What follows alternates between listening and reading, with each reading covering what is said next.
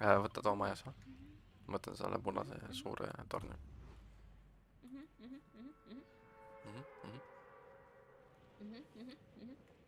Let's try that now.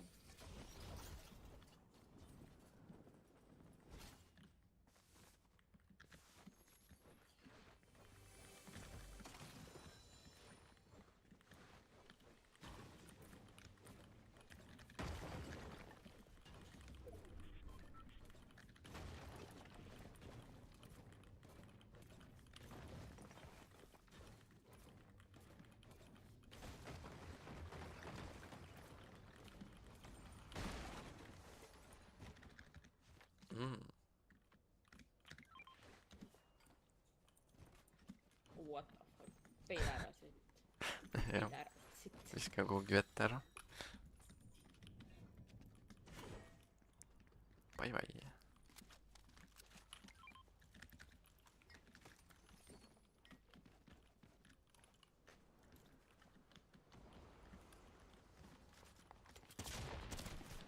Raun laaned. Okei.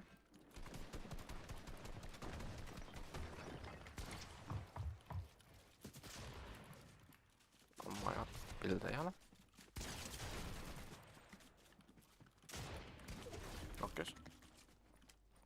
Nice, üks elu. On 3 tükki lausa.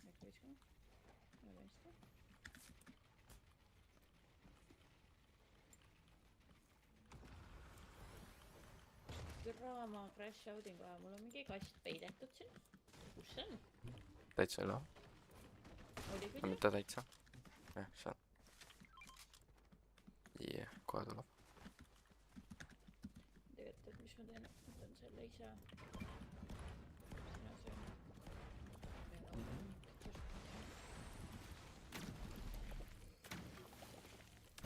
Kuulastan taarisid. Thank you.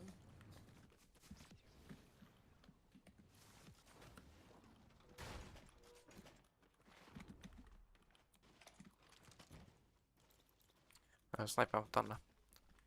Ikka on.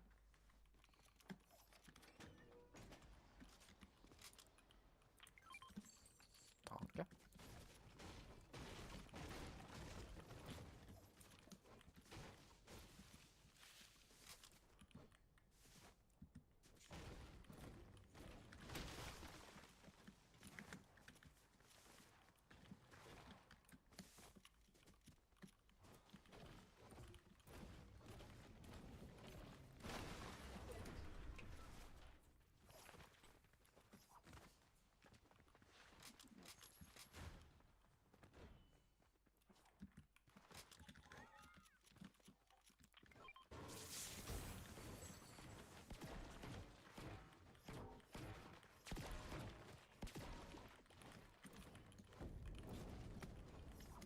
Mingi õhtul kell 7 tuleb ka mingi turna veel telefoni peal.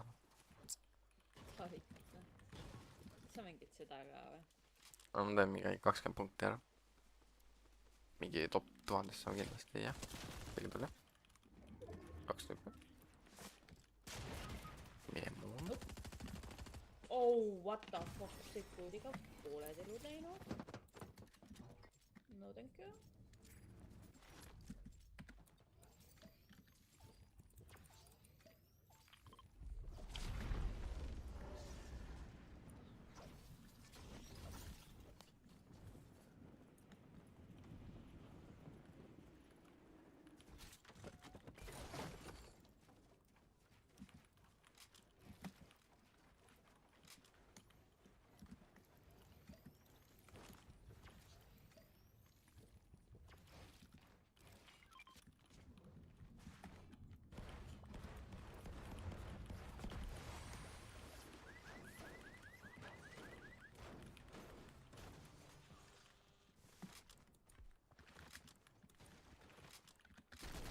Ma jään pikiks võtta kätte.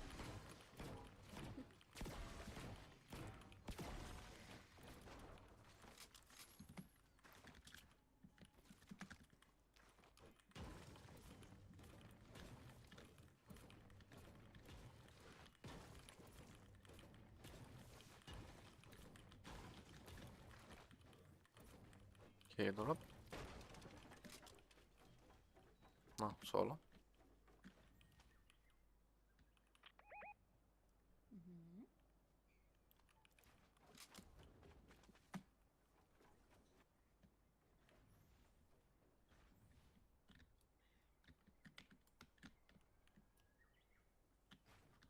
Nägin. Tagapool oli 20. Nappis. Jah, tiimid on tagapool. jah, külje pealt veel.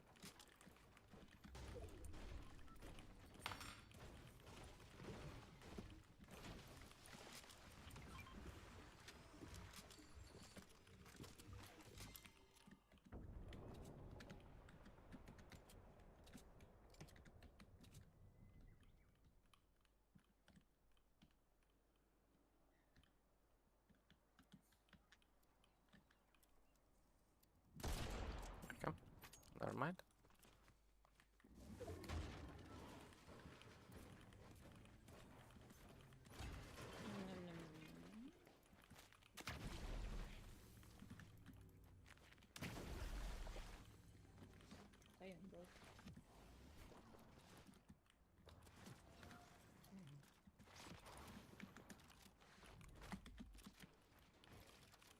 Sul movement on.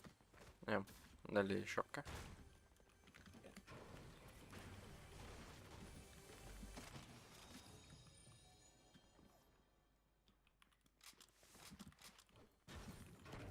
Kui sa hämmerit näed kusagil. Please märgid. Ma ei ole kindel, et see hämmerid sul pullis sees olid enam. noh. Oh my god, ma ei tea.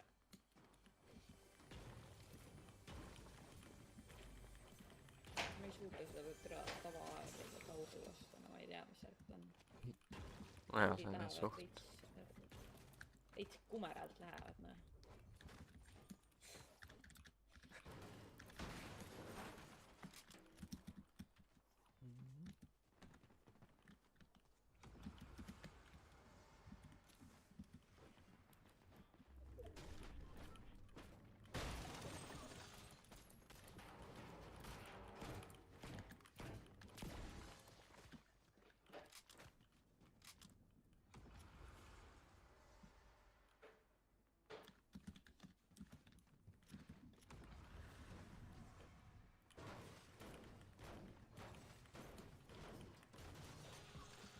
igas mängus peaks umbes 15 punkti saama sees. siis on suurem tõenäosus, et saame kätte. See on küll 10 kuskilt tundumist. okei, 9, ma ei pääna. Palju killes saab üldse? jah. Ka 1. Mida vittu te korraldate, ma ei taha. Mida? Kõrvpake ja taha.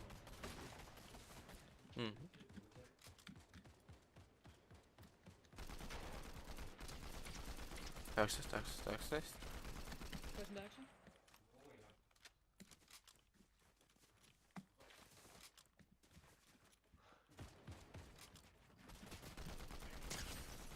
Nice.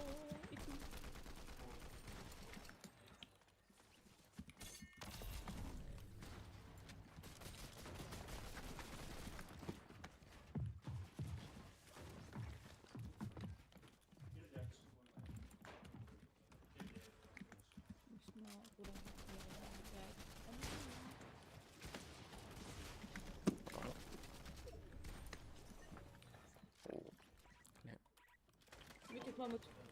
Oh, kas on?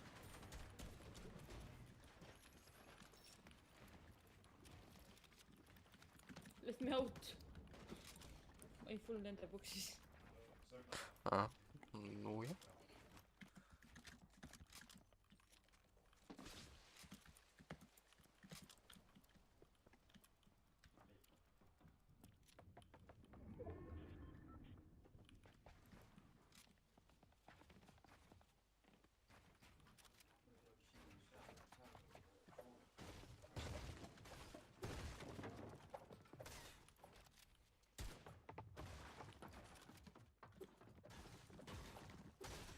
Pärand võetakse.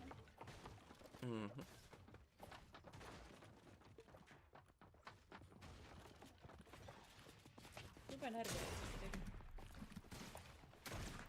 Okei. Ma nad. Tai on, see katsud. Emme. Oh my god. Jätä rahalla. 78. Anna lase. Let's go. Jätän rahalla.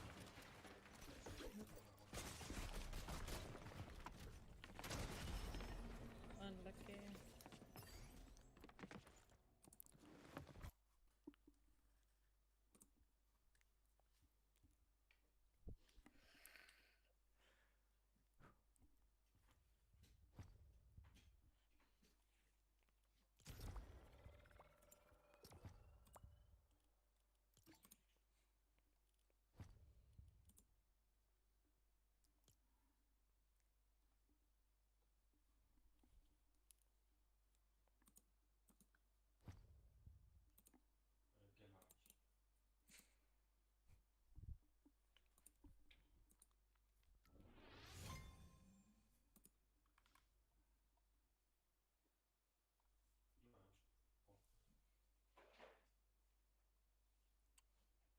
Võib jah peale.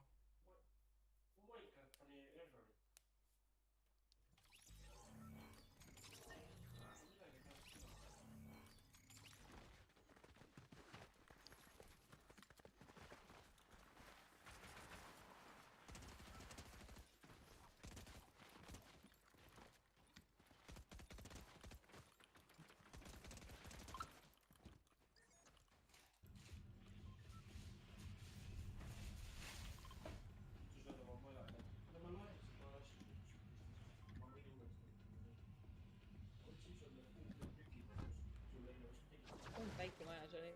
See tagumine sinna. Too. Oselt vist see, et vaat pane. Kuhu tahad? Teoorias. Selle on juba selle järgi ländimas. Kõige ma vaatasin just tüüpi enne ka suuremat. Juba järgmine ring.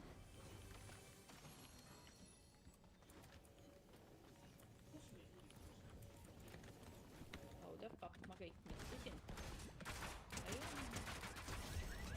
Easy kill. Tüüp oli üksinda.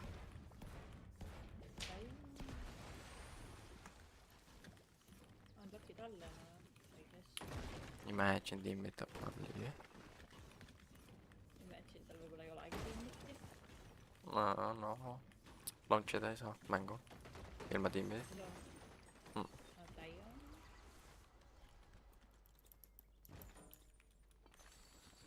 Sul on nagu ilgelt suur ego ja sa mõtled, et sa läpid kõik nad ära. See sind ülest mängu teeb. Vajem.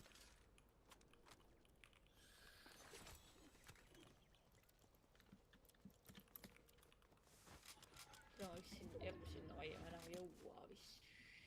Kokku lämme. Uusi overajad.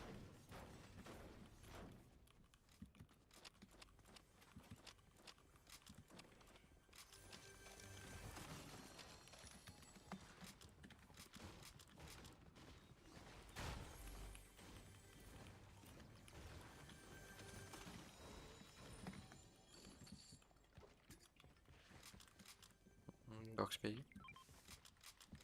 Tai on, ma just läksin ära.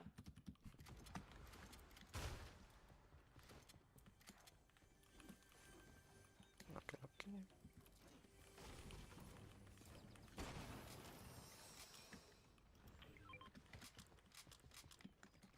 Ja vist isegi, et zombi saates olla. Pigem mitte. Lähen kokku just tagasi.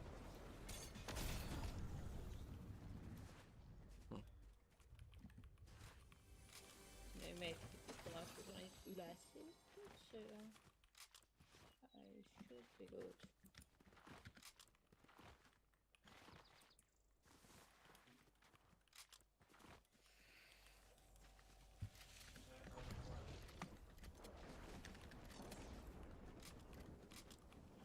Ja veits stormimängana pole pahana.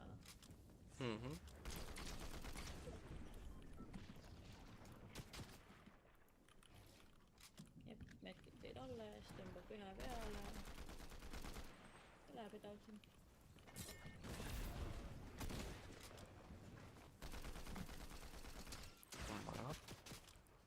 Mis siis on nii palju?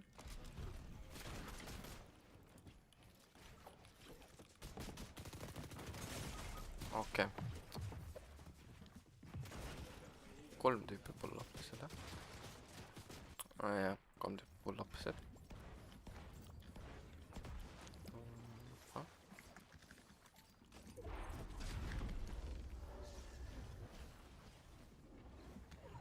Stormi kaklust tegite või? Jep. Practice. Mööda minnes.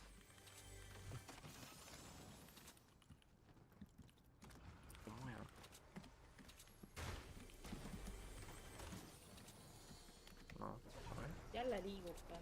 Äkki on. See on esimene storm alles. Teed nii. Ta ei ole lõpetanudki või? Ei. Äkki on.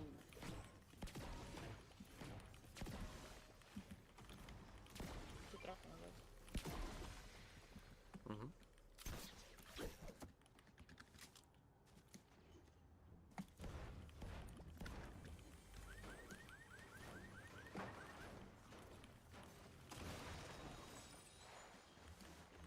Ainult aer annaks vahepeal. Anna midagi paremat. Nagu näiteks shotgun.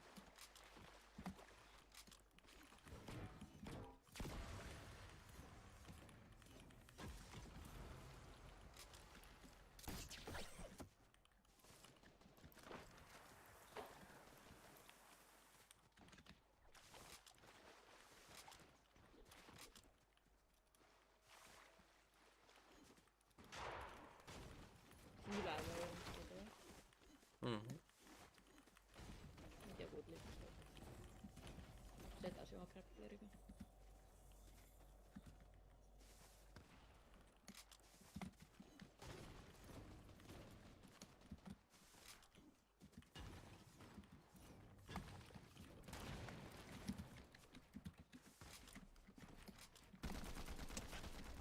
Oota.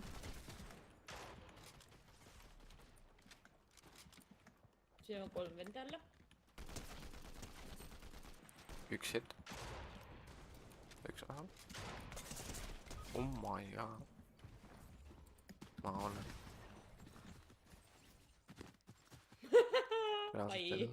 Reaalselt hell. Kui niisugune 2.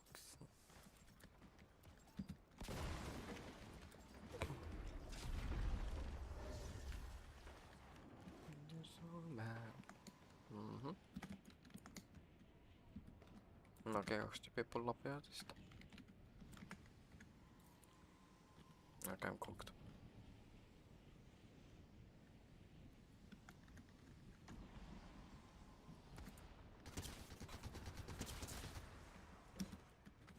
Kui mitte rahul.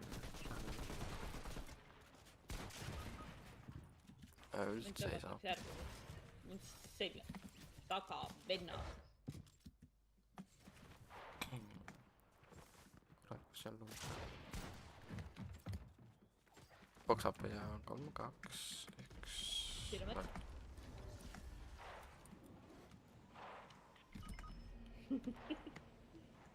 Spreina. Keda on ikka kohta.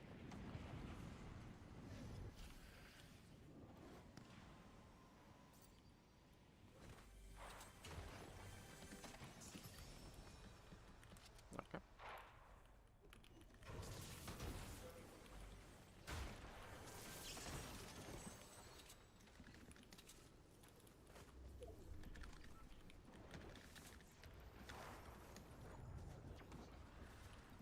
Keegi pull-up peab seal. Kord pull-upib mulle.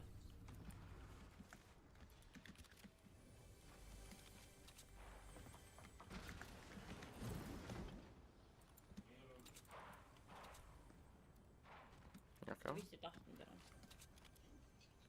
Jep.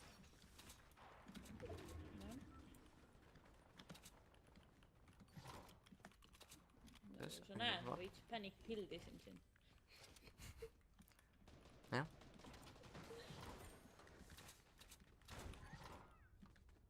aga jah, tänu selle jäi nellu, nii et sai teike. okei. Lillamuud. keegi on siin? No on alati siin. Ei fucking õnnestu.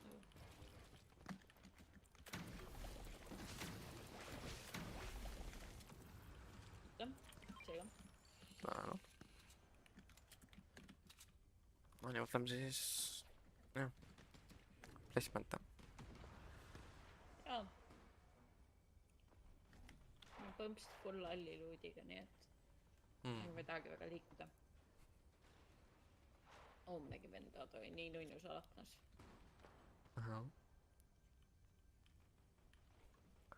Ja Platvormis võeti kõik medaljonid ära. Võeti või? jah, ja kõik Shockwave Launcheriga. Ei ole nii. On nii. Mida me seal tegema peaks siis? Jalutama või? Nalja teete või? Lähme enne Shockwave'en. Launcherit tahtsime ju. jah. Nagu kataio on. Tere, me ei jõudnud seal Unreal'i teha veel. No pitsi küll, me peame liikuma. jah.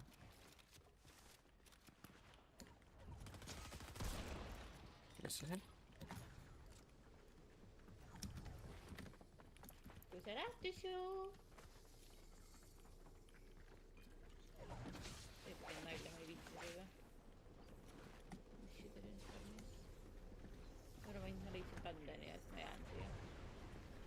Keegi on minu juures.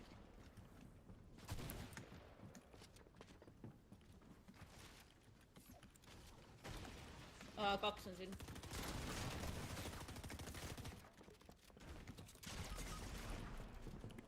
Oh my god. Ma olin nii kindel, et nad on ühes kohas. Nästu. Ei oleks pidanud ikka stormi jääma. jah. Eks ole? see kuradi game oleks. Ei oleks pidanud. Me ei saanud isegi 2 mängu peale kokku praegu, mida meil 1 mängu peale vaja on.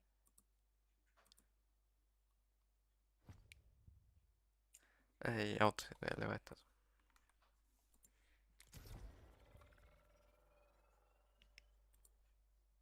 Nojah, nüüd ongi mingi autod ju põgenemiseks läinud. Põhimõtteliselt.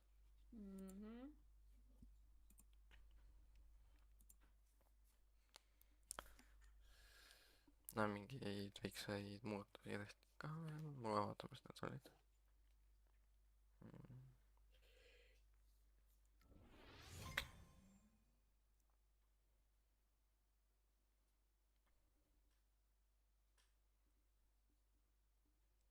väiksem recoil on minigunidel. soolosid luues on lihtsam seda ränki saada. Okei. I guess soolod ja tuud it is, noh. jah. ja nüüd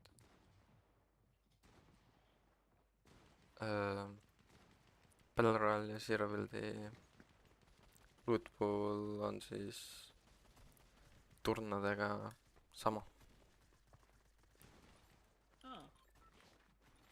Okei.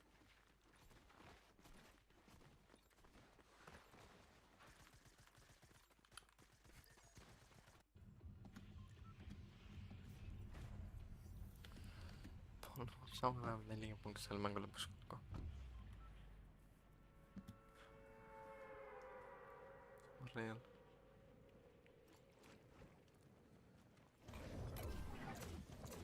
mingi 2 eventi tulevad ka selle seasoni lõpupool. siis mingi tasuta backblingi saame ka.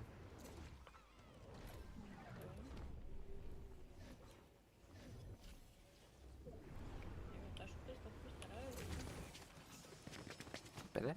Oh my god, vale asi oli peas.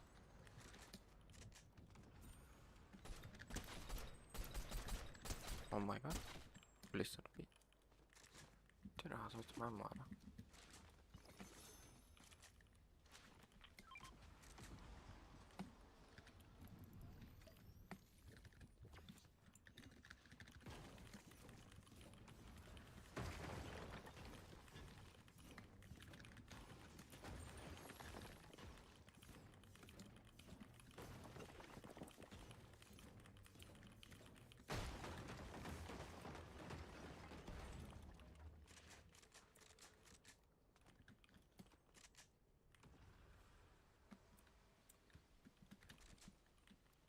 Türa, ta vist ikka on seal.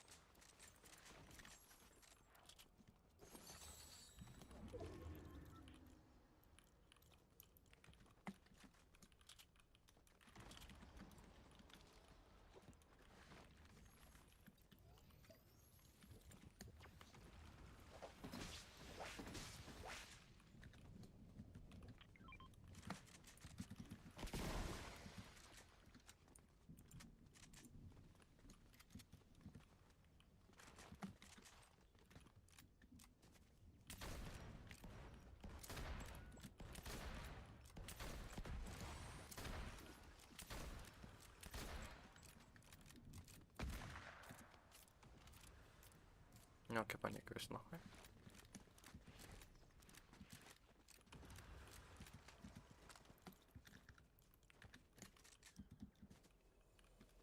Pigem. Launchpad oli küll üleval, by the way. Aa jah, õigus. Siin on 2 enda. Üks crashpadis.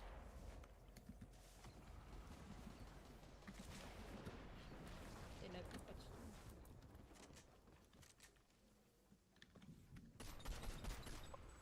Nice.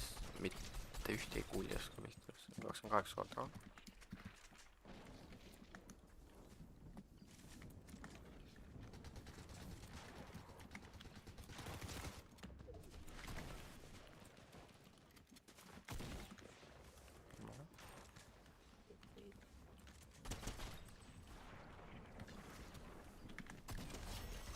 Ja maas. 2 võtti alda. Davai.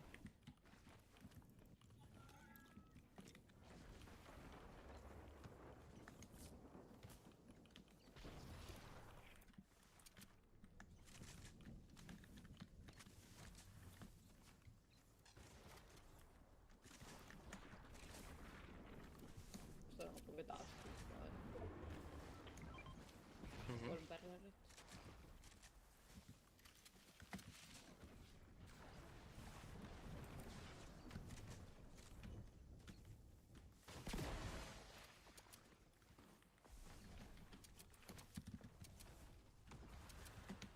Üle puudub, siis ma võtan tega ära.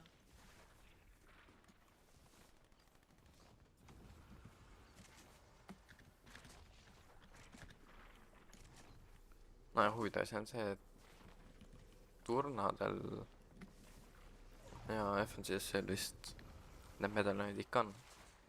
Lihtsalt pubsis ja ränkedis ei ole. See on küll väga veider.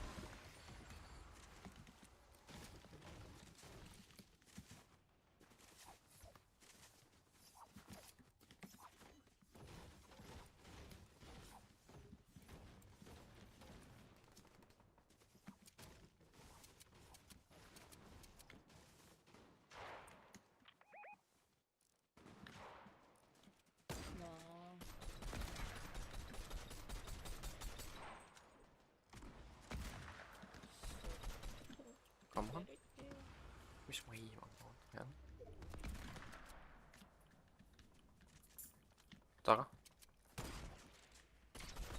29.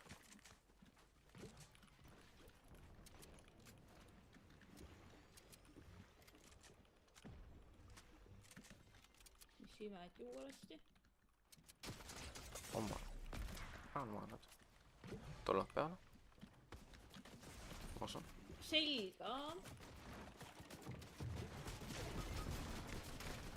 Oma juurde. Las elada. Kes tormis? Ennast käid ikka laskma. Okei, tundub, et vist ikka ei lähe see turno. What the hell? Chill out, motherfuckers.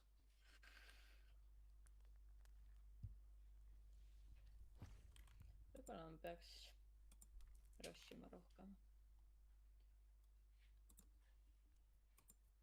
Praegu me üritame pikkida neid. Aga ise nagu kaklusesse ei satu. Palju juurde keegi pead lõb. No nii, keegi lõi oma rusika vastu lauda.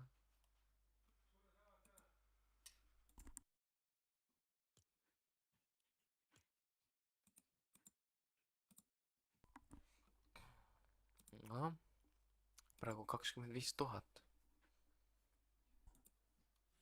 Ja 3 mängu mängitud.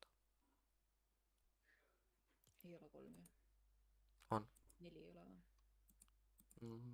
Statis näiteks 3. Okei.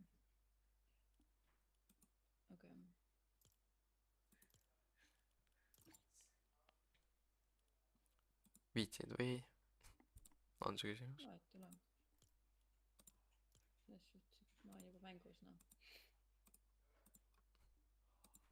Kui sa ise nagu ei soovi, siis me saame lihtsalt kinni panna selle sita.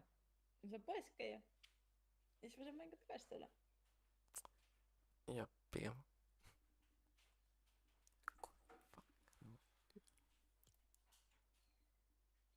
No, davai, teeme nii siis. Davai.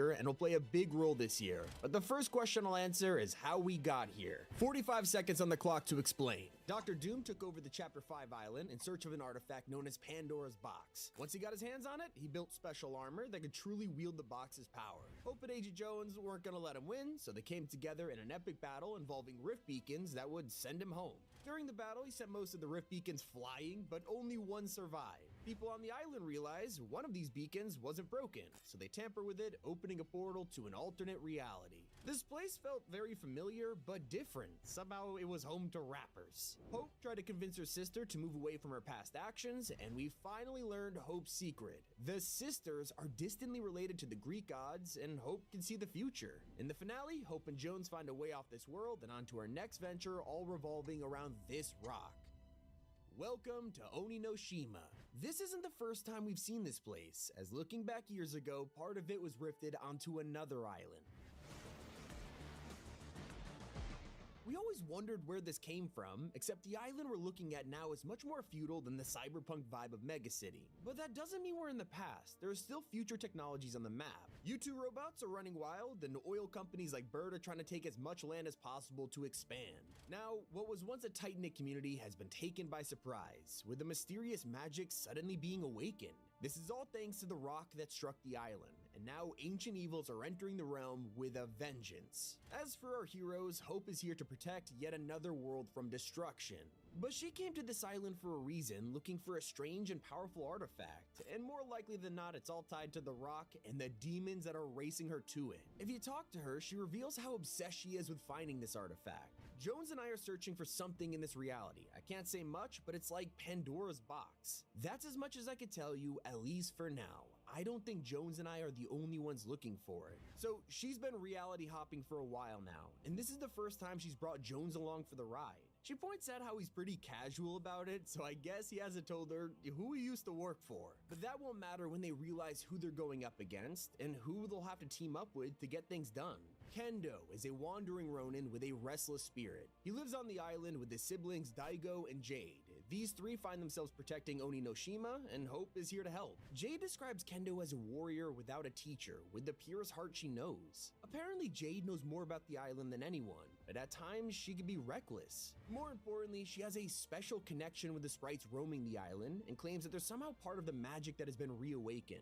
Then, their brother Daigo, he's the most interesting of all. He's the eldest in the family and a mask maker. It's central to their family business, the Thousand Faces, and now their shop has its hands on some truly powerful items, Oni masks. They were brought here by demons in search of the ancient artifact. Daigo is extremely keen on using these and learning more about them, especially because the family has only been making ceremonial, non-magical ones. Despite this, his siblings are advising against it, calling him stubborn and dangerous for using the Oni's power. The history of their family shop is important. It's why they're the key to helping Hope uncover the secrets of this island. He inherited his shop from their grandfather, and once upon a time, their family used to make great magical masks of power. Except we get to learn about the history of the island itself from Daigo, as he explains his ancestors burned the secrets to crafting them. Since then, magic has been forbidden on Oninoshima. It's only now they're starting to realize they don't have a choice. A great threat is around the corner, arriving from the spirit realm and lurking in the darkness of the mountains. Whispers and rumors are starting to spread across the island that an evil spirit has appeared. It's the Night Rose. She's said to torment anyone who comes near her and possesses great power. Except when we investigate, we first have to get past her guards. These spirits only attack when you're not looking, making them more terrifying than ever. But when you make it to the Night Rose's chamber, you'll learn a horrifying secret. She isn't the one in control. She's a slave to the puppeteer. Basically, it's a demon bound to another demon, forced to fight because of an ancient duty. And yet, if you simply listen to her from a distance, you'll realize she's in agonizing pain. But she's not the only demon on the map. There's a much larger presence wandering the island, and this one isn't just biding time. He is actively searching for the artifact, and his name is Shogun X. This is the military commander of the demons, and it looks like he's on an active mission to analyze the magic of this island. As he wanders, you could watch him absorb the power flowing through nature, but we'll get into what this could mean soon. Because now you've been introduced to our characters, this is where things have taken an overwhelming turn, as one of the masked siblings are in trouble. It began with Hope, Kendo, and Jade Jade teaming up to investigate the return of the island's magic. Kendo needed to understand why the demons are here and what they want, so they came up with a plan. Jade would play spirit charms to find out how they appeared from their realm, while we would collect residual essence from the demons' last known locations. This is because if we could gather samples of essence from demons, we could learn more about their nature. So we quickly go from taking it from their areas to straight up killing demons for it. Delivering it to Hope, it feels like we're about to finally get some long-awaited answers to these questions. It's here we find out Jade is missing. We just saw her talking about investigating the spirit realm, and now she could be trapped there. When we meet with Kendo, he tells us that someone else is involved, their brother Daigo. Apparently, he is refusing to talk about it and is acting suspicious. So there's one thing to do, we investigate him. Heading to his underground workshop, it looks like Daigo has been hiding a secret this whole time. Despite telling him to back away from the demon's Oni masks, he's gone all in. With dark magic taking over his workshop, there's all kinds of demonic artifacts, machines thrumming with energy, and cages to test on sprites. Evil is at work here, and right there in the painting, we can see Jade being given a new mask by Daigo. So it's time to confront him, where he admits that yes, he was involved, but Kendo was overthinking it. It turns out, when Jade was messing around with the spirit realm, she was cursed, and Daigo tried to help her by giving her a mask, except it just made things worse and now she's trapped. Well, looking inside the portals to the spirit realm, we could see Jade for ourselves. She only has 2 words to say, the shard, and this is where we return to the most important part of Chapter 6's storyline. It's the mysterious rock that has connected every single event so far. After following this shard as it fell from the sky, we now watch as these demons take its energy, something that flows through the island as if it were natural. Only one item has done that before, something that everyone's drawn to and has always been the center of our story. An artifact we haven't seen in a while, but never left. This rock was a piece of the 0 point. So we return to Kendo, telling him all about Jade, the spirit realm, and his brother's recklessness. He's frustrated, but also confused. Only demons are meant to cross between realms, so how was Jade able to? It's a mystery we have yet to uncover, and it's just one of the many secrets hiding in the storyline of Chapter 6. This isn't the first time that masks have had a significance to the story. In fact, one of the very first groups we ever saw on the island wasn't the Seven or the Imagined Order, it was the Fox Clan. These warriors all wear fox masks and have been long associated with Japanese-inspired mythology, and unsurprisingly, they are here on Oninoshima. They have their own restaurants, secret bases, and you can even find V on the island. You could ask her all about the clan as she reveals this is the island where it all started. It turns out the Fox clan is much older than we think, and these rumors of demons and magical masks are like the old stories coming to life. Those stories didn't go great for us the first time around. She reveals more about the Fox clan than ever before, telling us they used to have magic masks many ages ago, and references Kendo, Jade, and Daigo's ancestors. A family of artisans from this island knew the secret to making them, but they got overambitious. They created dangerous masks of power, which caused the Shattering War. Magic was banished, masks were shattered, and of course, Fox Clan was blamed.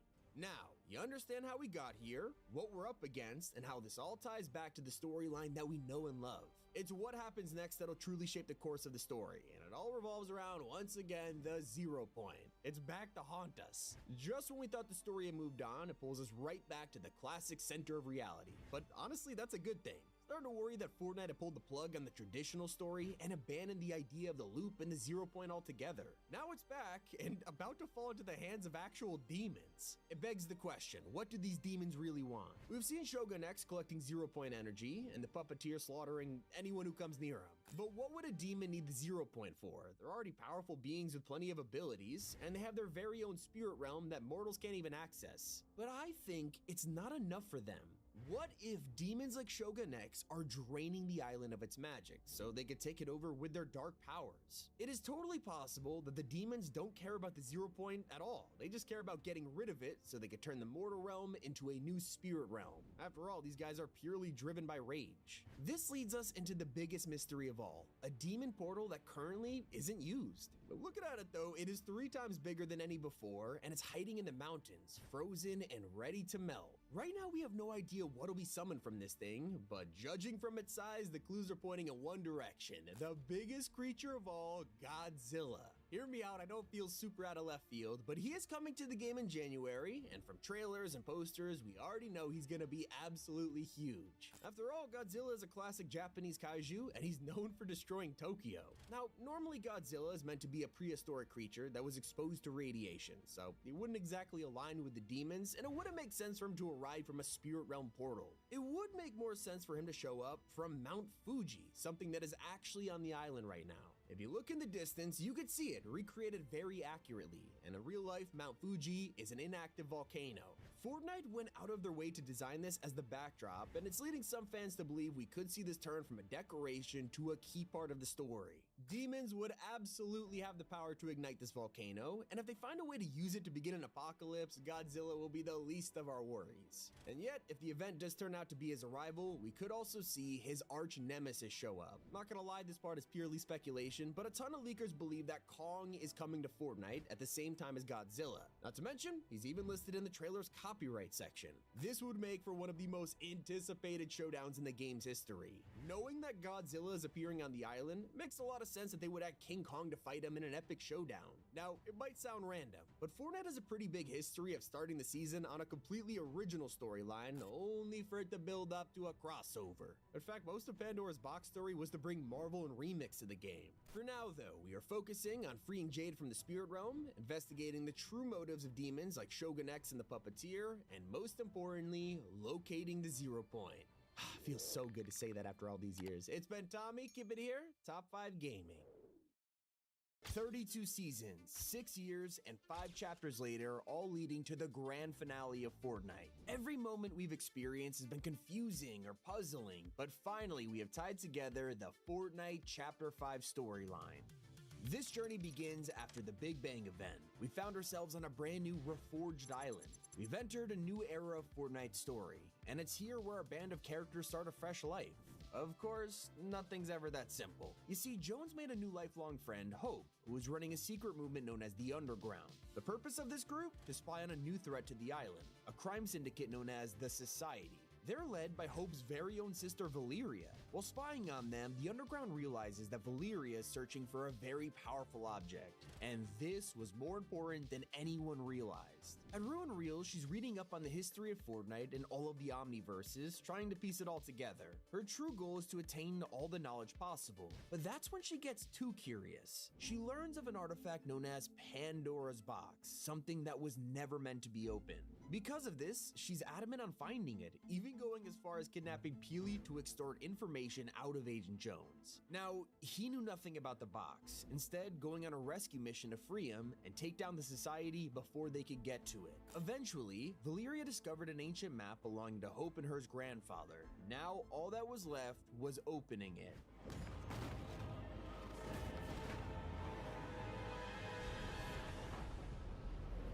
This ancient Greek artifact is finally unlocked against the demands of a terrifying god, Zeus, the king of Mount Olympus. He is absolutely furious that the islanders ignored his wishes and realizes they also stole a fraction of their power using medallions. It's too much. He decides they must pay for their crimes, declaring war between gods and mortals. Immediately, he sends his army of gods to destroy each member of the Society, taking out the whole organization in a matter of days. Valeria manages to escape, but Hope has a different idea. Instead of fleeing, she commands the Underground to take on the pantheon of gods in an epic battle for the island. Right now, they're too powerful to beat, but Hope has some tricks and allies up her sleeve.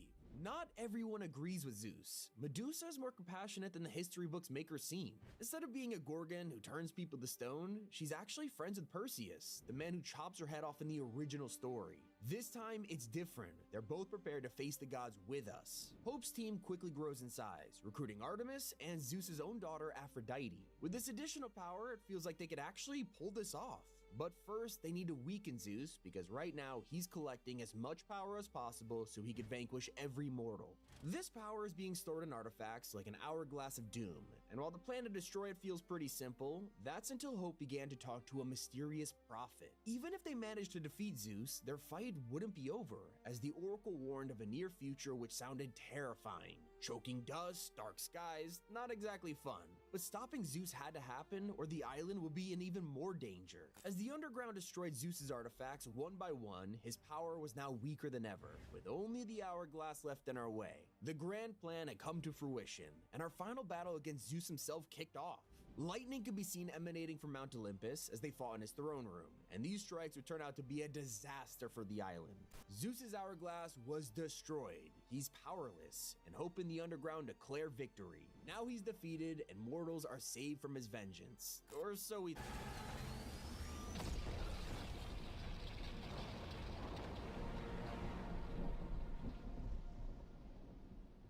A sandstorm had swept the island just like the Oracle foretold.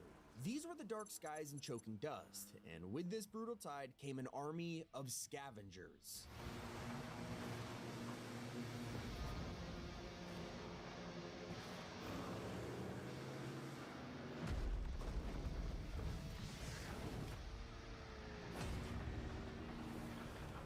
Megalodon, the Lord of the Wasteland, was here.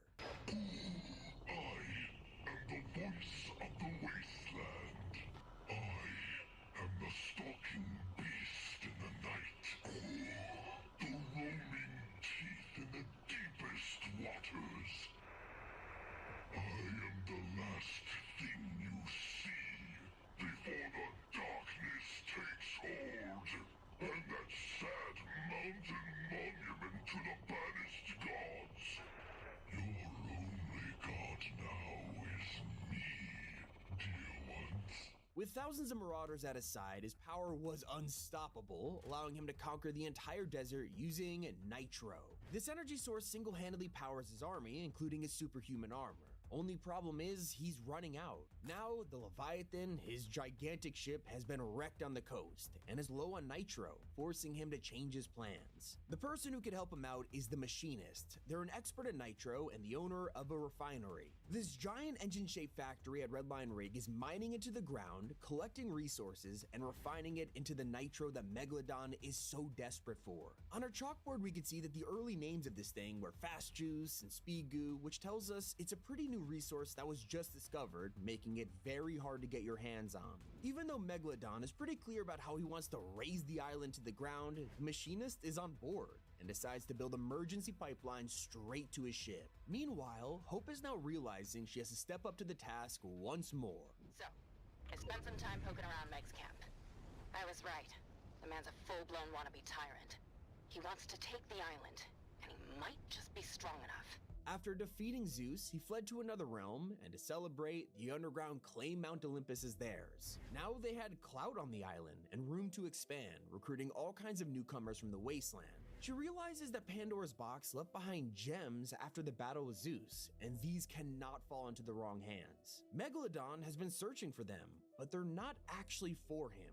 This whole time, Hope has been realizing she has a hidden superpower, a way to look into the future through art. Her graffiti could prophesize things she doesn't even understand yet, causing her to draw a mysterious figure on the walls, the Wanderer. In his ear, the secret companion has been using Megalodon like a puppet in the shadows. He lurks on the island, stalking people from a distance and vanishing when they get too close. Their identity is completely unknown, even to Megalodon himself. But all he knows is that this Wanderer is very interested in Pandora's box and its location. To return the favor, he helps the Don in his plan to ravage the island and secure the pipeline. There are some hiccups along the way, as Hope and the Underground swoop in to steal their Pandora gems. And despite Jones's warnings that they shouldn't mess with them, they go for it anyway. Putting the collection together, it begins to show constellations, the future, Hope's hat, a sword, a helmet, and the ghost logo from all those years ago. But after noticing his possession has been stolen, Don is outraged. That broken has-been named Jones, and the charlatan artist calling herself Hope. They are collecting my precious baubles, my Pandora gems, and it is irritating. Those are mine. They cannot have them. If you love me, or if you fear me, bring me their heads! The true nature of his partnership with the Wanderer is about to be unveiled by someone who has come to the island from a different universe. One of the constellations in the gems made out the shape of a helmet, one that looked awfully similar to Magneto. Donning a new outfit to survive in the wasteland, he arrived in search of Weapon X. While breaking him out of a bunker on the island, he found evidence of something more sinister happening. He realizes the Wanderer is more dangerous than anyone knows, and Hope is able to track him down thanks to the gem constellation. So he tells her about his suspicions, pointing out how Megalodon isn't the main threat, it's the Wanderer. It is someone who could be more sinister than the Dawn could ever be. He takes a precaution, setting up rift beacons on the map that could call in reinforcements. But it's already too late. The Nitro pipeline is complete. With Leviathan about to be refueled, Megalodon could begin his reckoning.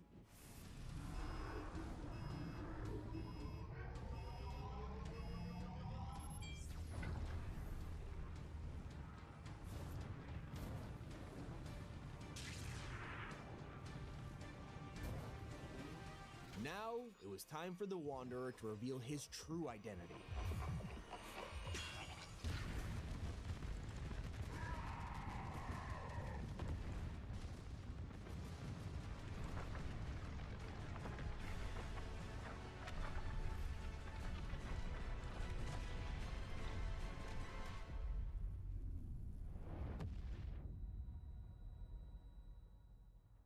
This whole time, he was one of the most dangerous villains you could ever imagine, Dr. Doom. Hacking the pipeline, he stopped Don's plan and was able to use the chaos to swoop in and take his prized possession, Pandora's box.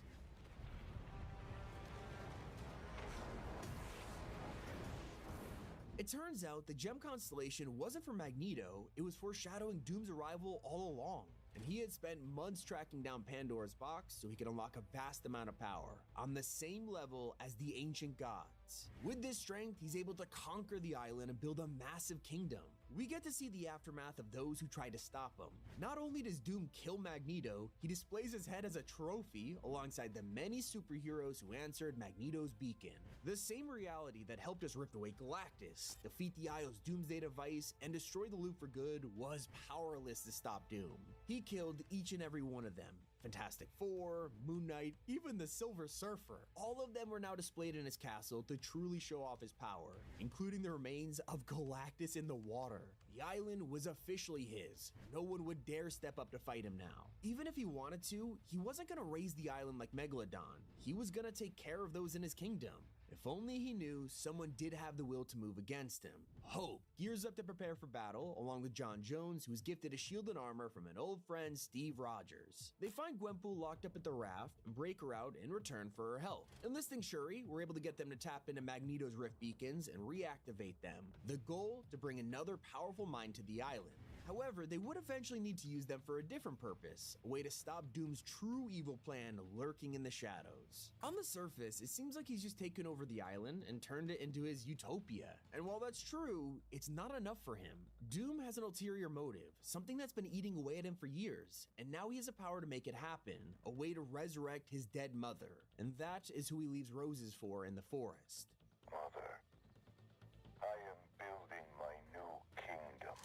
This place reeks of failure, of fault, of imperfection. But it will not be this way for long. I will set this place to order. I will make it perfect by gentle guiding hand, or by brutal fist of submission. He constructs a giant tower of lava near his castle, desperate to summon Mephisto, the devil himself. Once this plan is in action, he could cut a deal with him to resurrect Cynthia Von Doom. But while he works on that, we begin to learn more about our new main character, Hope. Her past begins to come to light as we learn how deeply her family is connected to this entire chain of events. The reason her sister was able to track down Pandora's box in the first place, they are distantly connected to the pantheon of Greek gods. This also explains their use of medallions and superhuman powers. Valeria can manipulate fire, while Hope, as we know, can see the future through her art. This is why the Oracle is so drawn to Hope. Her fate is entangled with all of this, and she has to be the one to stop it. While she learns more about herself, Doom is only growing stronger. When he first used the box, his armor broke, and he realized he needs more protection if he wants to wield the full potential of Pandora. So he begins to forge himself a new piece of armor, one built using the box itself. Once this is complete, he will be totally unstoppable. And while all of this was originally meant to bargain for his mother, Doom is becoming too hungry for power. I thought it would cheer me to gaze upon this crumbling monument. Instead, I feel nothing but vacant hunger. It must be the box. It is exhilarating, but it is also wild, chaotic, uncontrolled. My work nears completion. When all is reborn in my perfect image, I will never fail again.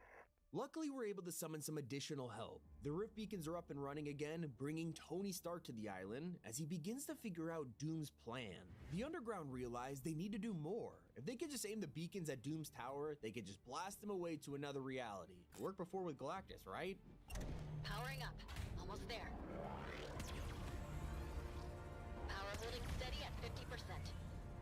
Just one problem. Doom has now constructed his armor, absorbing the full energy of the box, and he's too powerful for the beacons. 4, 3, 2, let him have it!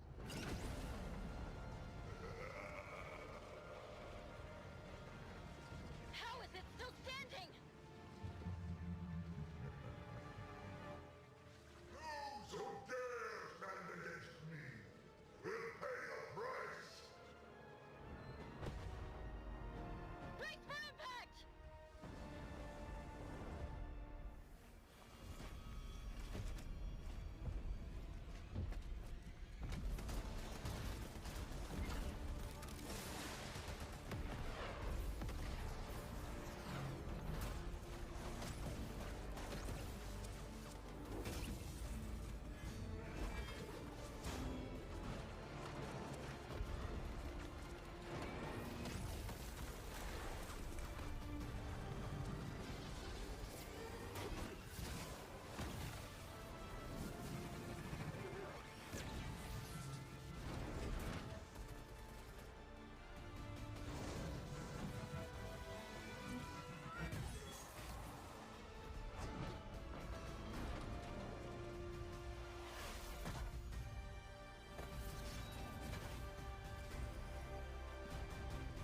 This was now an all-out battle, as a 150-foot tall Dr. Doom wielding the full power of Pandora's box was stomping around. The entire island had to work together just to defeat him, but as his armor crippled, he'd get even more aggressive. Throughout the battle, Doom destroyed almost all of the rift beacons, setting them across the map, except for one, causing Shuri to think of an idea.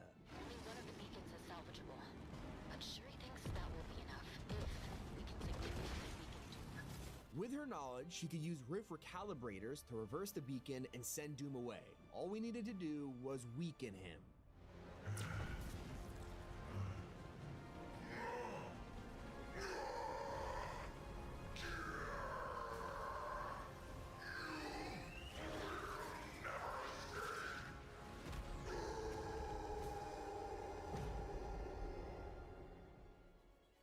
It was done.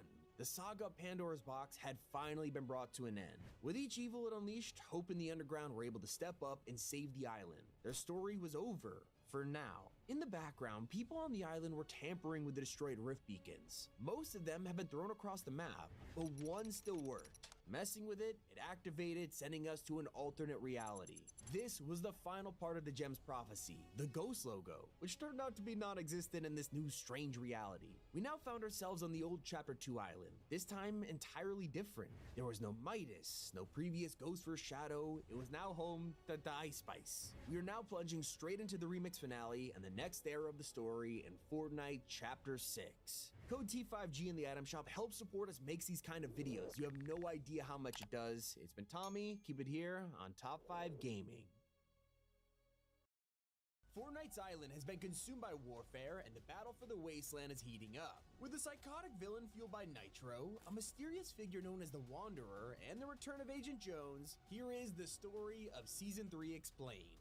There has been a major battle going on between warring factions, led by Agent Jones and Hope. Originally, they started the Underground to take on a crime syndicate known as the Society. They're led by Oscar, who kidnapped Keely to hold for ransom, and in return, they wanted the location of Pandora's box. Behind every great leader is a scheming person, and this is where Valeria comes into the picture. She's the sister of Hope and co-leader of the society. Her motive to find the box was purely power-driven, but she failed to realize if you open it, you'll unleash curses upon mankind. As Jones and Hope were dedicated to fighting the society and getting Keely back, Valeria was busy tracking down the box. It turned out that Jones knew nothing about the chest, making the ransom node useless. She had to do it herself, but her search was successful. Taking the island by surprise, Valeria opened Pandora's box. The box unleashed Greek mythology on the island, and this is what thrusted us into an ongoing battle between Zeus and the Underground. Keely had been saved, but Hope turned her attention to a threat that wasn't just fighting them, but all of humanity. Zeus was furious and demanded that all mortals had to be vanquished. This led to months of war, until finally, at the end of Season 2, we foiled his plan. Because of this, he sent out multiple lightning strikes, and that's how Pandora's box charged up to release a giant burst of energy. Now the sandstorm was approaching, ready to wreck the island and to bring Season 3's villain to our shores.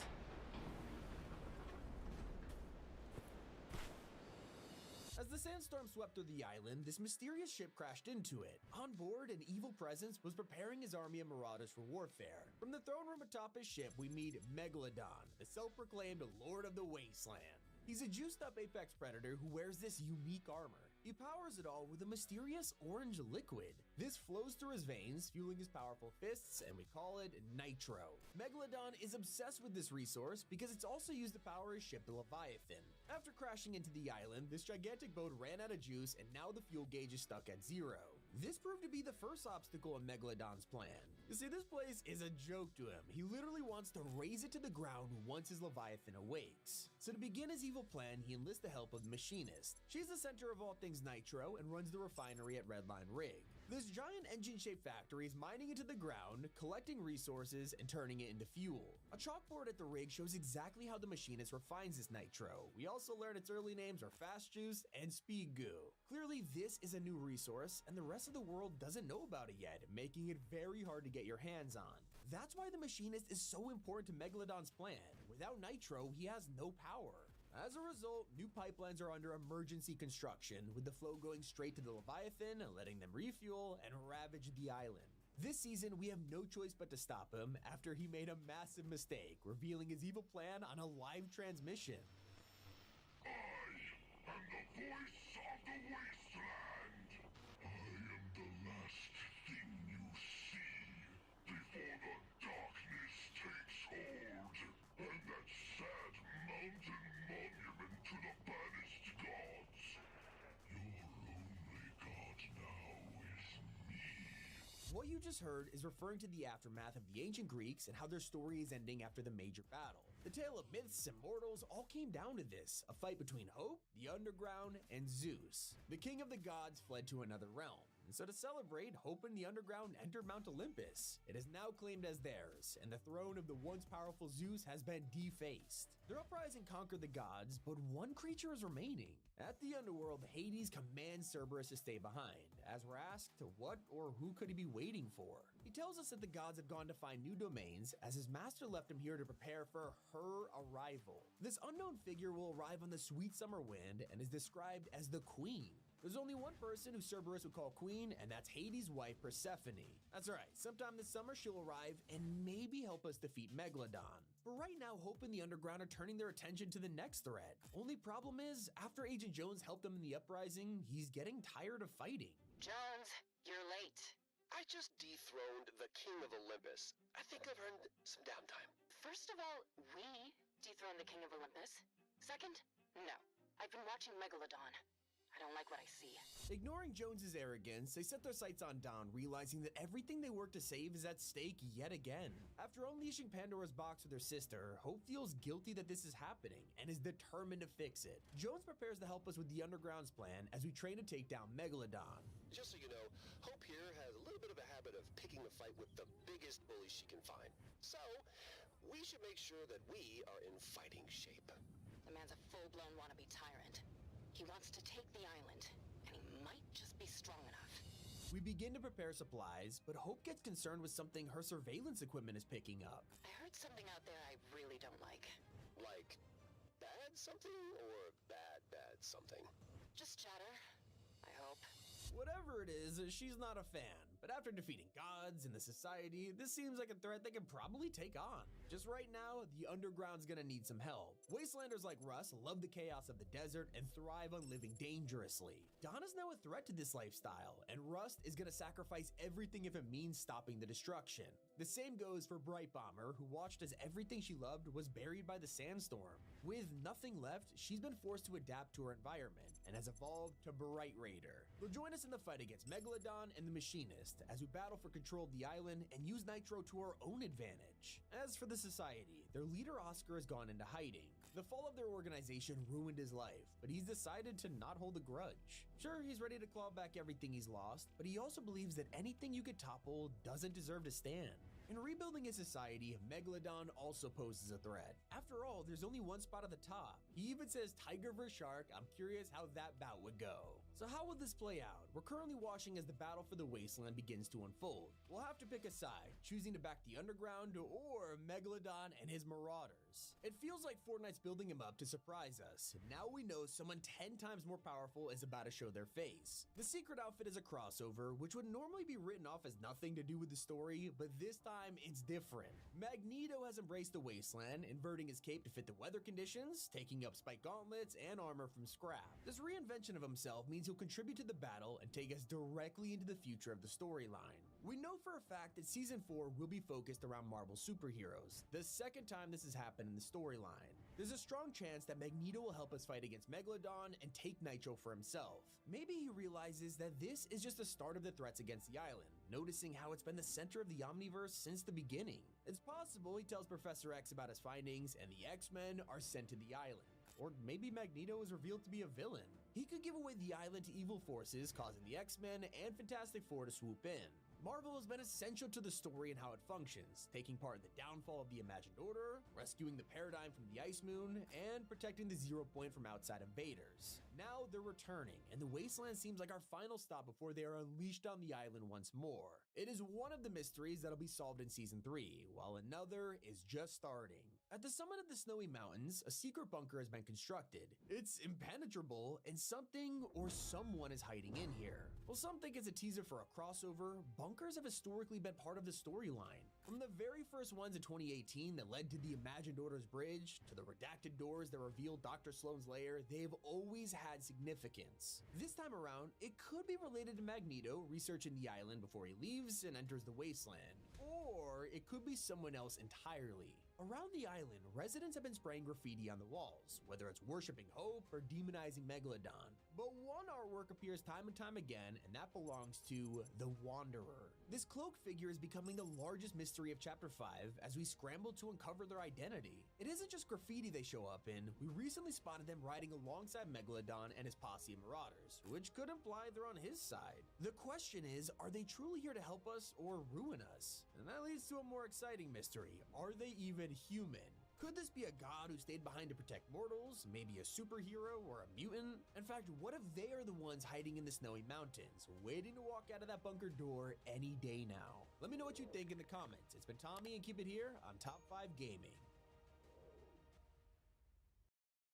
Fortnite has abandoned the storyline. It's the #1 complaint I see that's only getting worse. Well, the creator of the story has spoken out, and now we've learned what's changed, the reason for him leaving, and why many say Fortnite's storyline isn't the same. You see, the story has always tied the chaos together. It turned the game from a simple battle royale to a fully fledged adventure that we, the player, had to craft. Donald Mustard was the architect of it all, and his boldest decision was choosing the island as the central character of his vision. But ironically, at the same time, he shared exactly what would make him retire. Now in 2024, this simple sketch is reality. And despite it being Donald's plan, he had no idea achieving this would take a massive sacrifice. Over 6 years, I wanted to tell the origin story basically of the metaverse, or of what if there was a shared reality where you could just go and be in this multiverse of possibilities. People, factions, villains would come and go, but an island would always remain constant. When the Meteor event first started, he wanted people to see the inevitability of this thing getting closer and closer every day. What's gonna happen when this hits the island? Donald's gamble paid off, with more eyes on Fortnite than ever before. This way of telling a story through the environment itself, players were drawn to it, and what seemed like a simple meteor would be the birth of a 6-year plan. The mystery of the visitor was one thing, but Donald decided to take this further. While fans are busy trying to figure out the secrets of the crater, Epic was already full steam ahead, designing a story character that would move in real time. The cube appeared and physically changed the map as it rolled around and went viral. The entire internet came together, sharing the theories as to what this cube was, and they even came up with their own name, Kevin.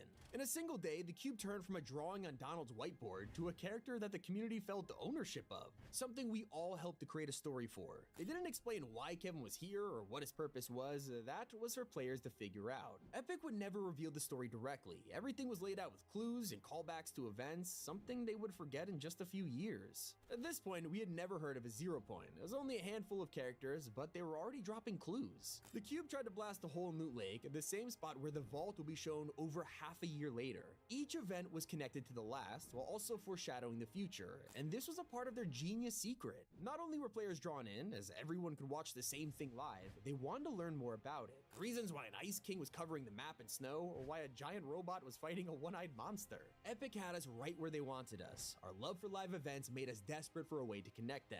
The perfect time to introduce the 7.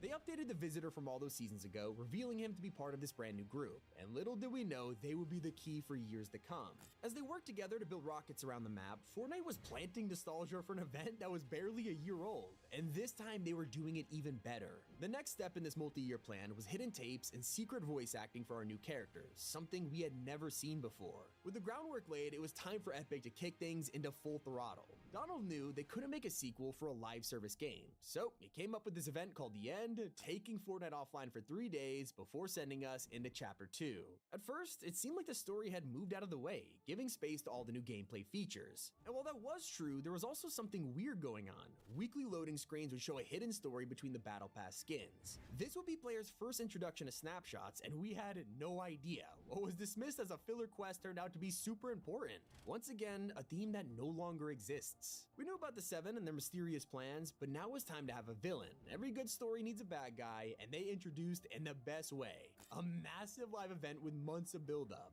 This was the season where I personally got into the story, looking at the tiny clues hiding in Midas's office, figuring out the motives behind Ghost and Shadow. It was incredible. Back then, when the devs teased something, players could piece it together on their own. I had my own theories, others had theirs, and it genuinely brought fans together like no other game. When the device was activated, no one predicted what would actually happen. It was a beautiful surprise, as we were introduced to Agent Jones in a fully animated cutscene. This appealed to casual fans who were taken back at the first human in an event, and it got storyline lovers racing to figure out who this guy was. The beauty of all of it was how Fortnite was so good at asking questions. For every answer they gave players, it would come with 10 more mysteries. Who was on the phone? Why is Jonesy wearing a suit and tie? What was surprising about being able to hear him? It was the beginning of the storyline's golden age. Now they could introduce people with dialogue, character development, cutscenes. There was so much potential. But it was also time for Epic Games to bring the metaverse into play. It had been lurking in BR for a while, but most crossovers were outfits, maybe a POI. It never affected the storyline, except Donald didn't want that. I went and met with everyone, with Marvel, with DC, and would say, here's what we could do together. Here's what the story is. I would take people through the next 6 years. Marvel was on the fence, but he was able to secure John Wick, opening the door for a comic collaboration with Batman.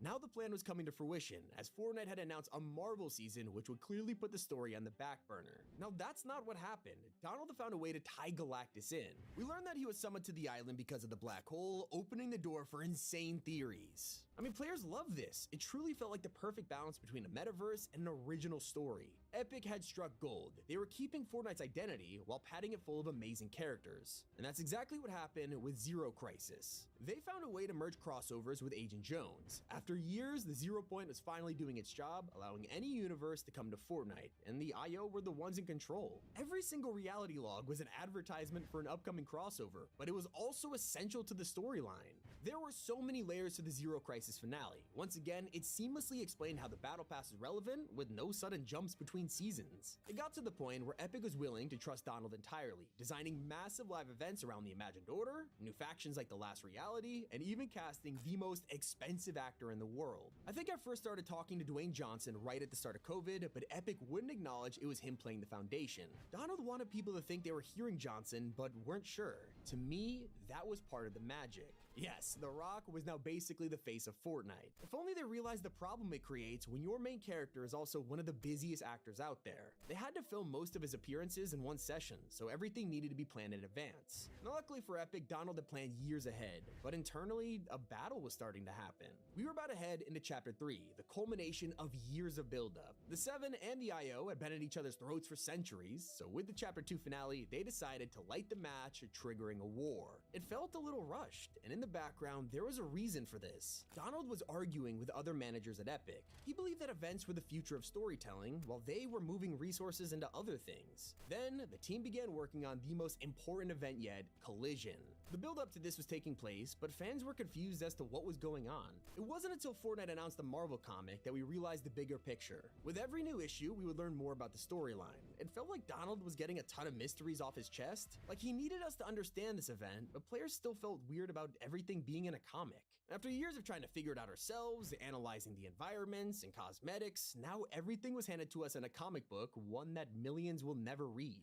Looking back, we should have had more appreciation. The cracks were beginning to form. Collision was a success. People loved the idea of bringing back the mech, recruiting Agent Jones to the Seven, and finally defeating the IO in a huge battle. Not to mention, we got our first tease of Geno, a villain who had been hinted at for years. From him being the motive behind the Foundation and Jones teaming up, to pictures of Geno on the map, players were convinced a grand reveal was coming. We expected it to be in a cinematic trailer, or maybe the next event.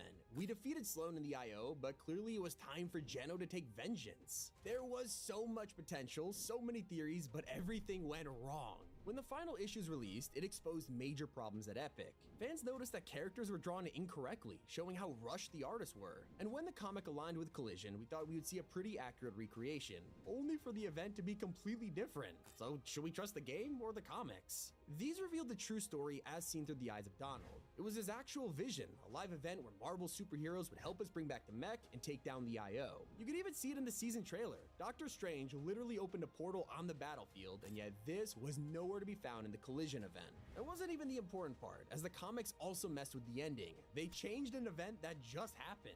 According to Donald's true vision, we weren't chasing after Geno for a grand finale. The reveal we were waiting for this whole time, it happened in a comic, giving us only a handful of dialogue for Fortnite's biggest villain and then killing him off. Now, it was teased at the end with a potential return, but it felt weird. We had a storyline that ended with a huge cliffhanger, but secretly wrapped up everything in a comic book. It wasn't exactly the environmental storytelling that Fortnite became known for. Behind the scenes, Collision was the final event where Donald would have the freedom to tell his story. That's when it happened. Donald decided to take a step back. He had accelerated the storyline, explaining why the IO and Seven War felt like a finale, but happened in the middle of a chapter. This was the kind of event you would make if you were ending the storyline. After going so hard on original stories, we took the foot off the gas with Vibin and spent months with nothing really going on. The Seven started planning their own endings, like the Visitor saying it was time to retire. And yet this whole thing was designed with one person in mind, Donald Mustard. Vibin was his last season. I threw myself a fireworks show. I got Darth Vader in, got Indiana Jones in, I got all the stuff that I needed for me. That's why that season is called Vibin. It's like a celebration. Despite the magic touch and ability to bring tens of millions of people to the games, live events were now going to happen once a year. And without Donald to supervise the Chapter 3 finale, things fell apart quick. The first season without him, we watched as the Seven were consumed by Chrome. This was meant to happen in Donald's story, but it felt wrong. There wasn't much buildup behind it, and because half of the Seven were played by famous actors or didn't have a voice at all, they vanished. The Foundation's quote-unquote death was confirmed by a helmet on the map. The Order and the Imagined also just disappeared with no explanation. Instead of wrapping up and starting fresh, my work is easy because I use ClickUp. Here's how I keep track of all my tasks. I start by brain dumping everything I need to get done in a list view. Next, I set a priority and a due date to keep things on track. I create custom statuses to organize my progress exactly how I want it. I like to add the action items field so AI can show me the next steps. I add my teammates as watchers so they're in the loop. ClickUp makes work easy, from personal projects to running a multi-billion-dollar company. Click the link below to create your workspace for free.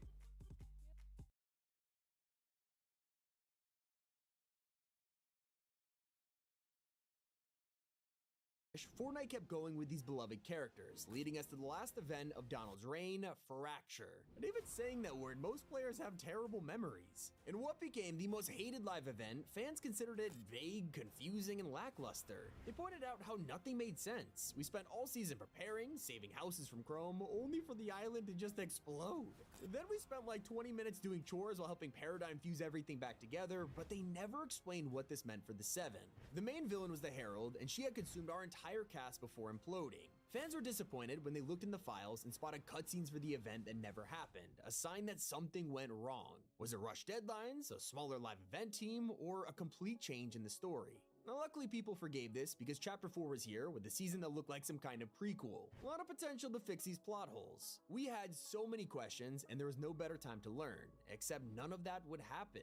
The Ageless and his Oathbound Kingdom gave us our best look yet into the beginnings of the IO. It was arguably a great piece of environmental storytelling, but that was about it. On the other side of the map, players noticed an ancient temple with a mysterious woman. In the blog post, this was called the base of the Reality Warriors, until all mention of this was erased from the internet. They would never talk about this place or who lived here again. As for the bigger picture, we also had no closure from the event. Players wanted to know what happened to Agent Jones, Paradigm, or really any of the Seven. Quest eventually teased that they were all different now and in grave danger, but there wasn't much explanation of what this meant. There were also teases of a shapeless man who was secretly puppeteering the whole story. It was becoming obvious this was the real Geno, but sadly, he was never mentioned again. We followed Amy, the scientist's assistant, as she hijacked the rift gate on a mission to save the Seven. She built the body and transferred herself into it, but the official loading screen for this metal body was just AIM from Chapter 1, showing how even story quests were rushed. She dived into the portal, and as you could expect, we never saw her again, and the entire story would be abandoned. Our characters were thrown away to do all the amazing stuff off screen. We hoped this was preparing us for their return in the Chapter 4 finale, but if only we knew. Kato Thorne arrived as a bloodthirsty vampire with the ability to time travel. He seemed like one of the coolest villains yet. He even collected artifacts like the Seven's calendar and Midas's hand, so clearly he was important. We couldn't wait to learn more about Kato and figure out how he would slot into our world. Wait, they killed him off with a quest? They built this guy up for months and they got rid of him with one line of dialogue. Turns out we only needed this guy for his time machine, and Fortnite didn't bother keeping him around. Time traveling wasn't even for story purposes. Sure, we could have literally saved the Seven with it, but instead, they used it to take players back to Fortnite OG. Okay, most players could accept it was to explain Chapter 1, but it felt forced. And they were getting into a pattern of randomly bringing back iconic characters to get us interested in the story, only to pretend it never happened. Remember Sloane? She planned this OG mission, but once it was over, she straight up vanished and hasn't been acknowledged since. Jones was finally brought back for OG, only to drive around and prepare us for the event, one that was never explained in the first place. It involved putting the time machine onto the rocket from Chapter 1, but we had no idea why, and despite the fact that Seven were the whole point of this, we never heard from them. Turns out this Chapter 4 finale wasn't going to be a grand explanation or the return of the Seven, it was the Big Bang, an advertisement for a new beginning. This new beginning wasn't just for Fortnite, but also Donald Mustard. After an incredible adventure, I will be retiring from my role at Epic this month. I'm humbled to have been a part of the team that every day tries to bring joy and delight to the Fortnite community. So it sounded like he was moving on, but this week the true reason why he left was revealed. By mid-2022, Epic was committing to make LEGO Fortnite and racing. To build all this stuff, it takes so many people and so much time. Basically, the event team was starting to be needed for other stuff, and it was devastating to me because I'm like, this is actually the magic, and not everyone at Epic agrees with that. And that's what we gotta remember, there are still tons of Epic team members who care. With the Titan Hand buildup capturing the environmental storytelling that made this world so great, maybe we just need to give it time. Fortnite's storyline is centered around a lot of people fighting for control of the island. Right now, it's gods vs. mortals, but I'm more focused on Midas. Trapped in the confined cells of the underworld, Midas is a prisoner of Hades, and the rest of his gang from Chapter 2 has reunited after 4 years to rescue him. The story begins with Marigold getting them all back together while Midas was slowly plotting his escape. As two guards entered his cell, he kicks his plan into action, turning them to solid gold before melting the chains. Finally, he has reclaimed his freedom, but while all this is happening, they discover someone closest to him may be a traitor.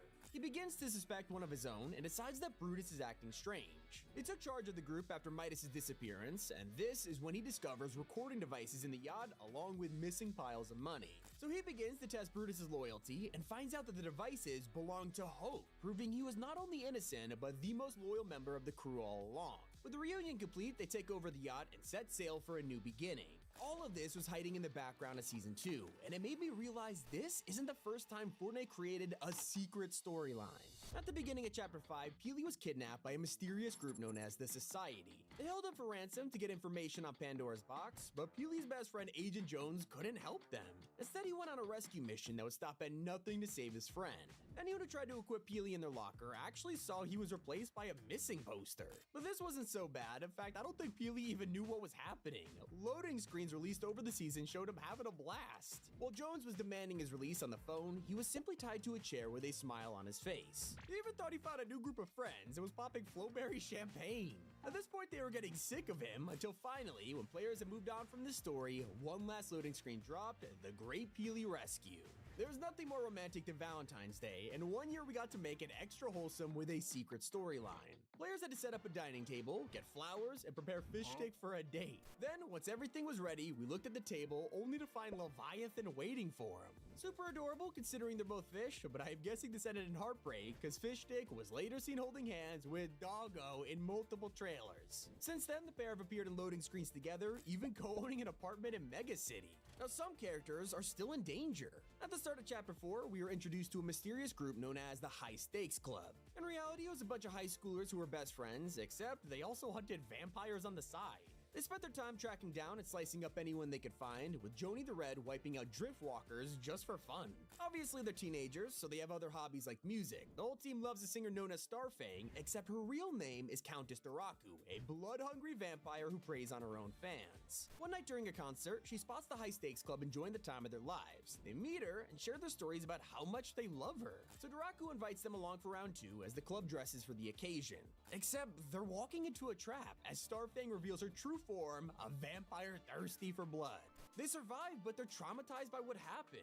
Some of the members even doubt they can be vampire hunters anymore. It would be too hard to kill their biggest idol. That's until they encounter a fellow hunter known as Victoria Sane, but she notices these kids need a mentor. So she trains and teaches them to become experts as they prepare to face the Countess. They build shotguns filled with wooden stakes and finally confront Starfang. After a tough battle, they beat her, stopping the evil reign of terror. It is crazy to think entire stories are hidden in quests and crew packs, but it was even harder to track down the adorable faces of the Coral Buddies. Originally, these tiny guys were on a beach in Chapter 2, and they had a totally secret quest line that never appeared in challenges. At first, they'd live in a small village, and you could give them 100 wood, allowing the society to evolve. When we returned a couple weeks later, they had expanded to the Stone Age, and all we needed to do was give them brick to complete the monument. Boom, they built the pyramids. Just like that, we taught Coral Buddies stone crafting, and this was already the beginning of the end for their society. Within weeks, we returned to find entire buildings, a whole city, and around the corner, a launch site. The Coral Buddies had started their own space program, and with just a little bit of metal, we could help them achieve this.